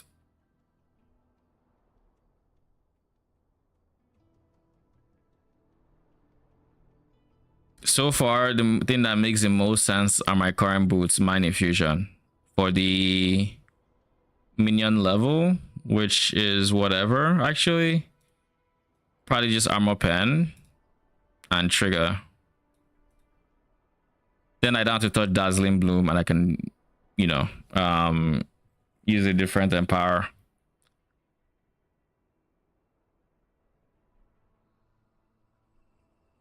But it's a lot of effort to just avoid this guy.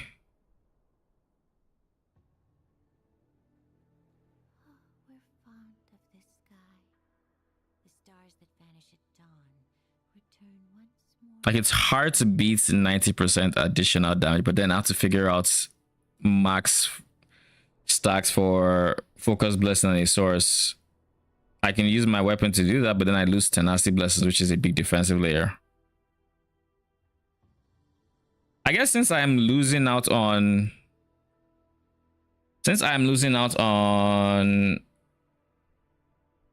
Rock Magi, like big Rock Magi Origin scaling, I'm not really going to be stacking Origin like that. I will probably just go Light Hunter.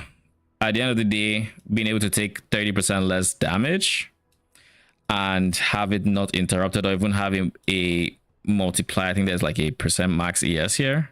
This guy. Or just kind of be interrupted. Having these two, I can't even imagine what the sustain looks like. And I guess if I do that, then I can technically swap to Rock Magi. Technically. I can then swap to Rock Magi from Frost and I'll still have good sustain. Potentially. It's potentially because I suspect that Light Hunter, even when you get to full ES, cuts your regen. And all you have then, or cuts your recharge. Like that, it still gets interrupted when you get to full. Or at least it needs to restart once you start taking damage. I could be wrong. And it'd be easy to test once I get to that stage, if I get to that stage.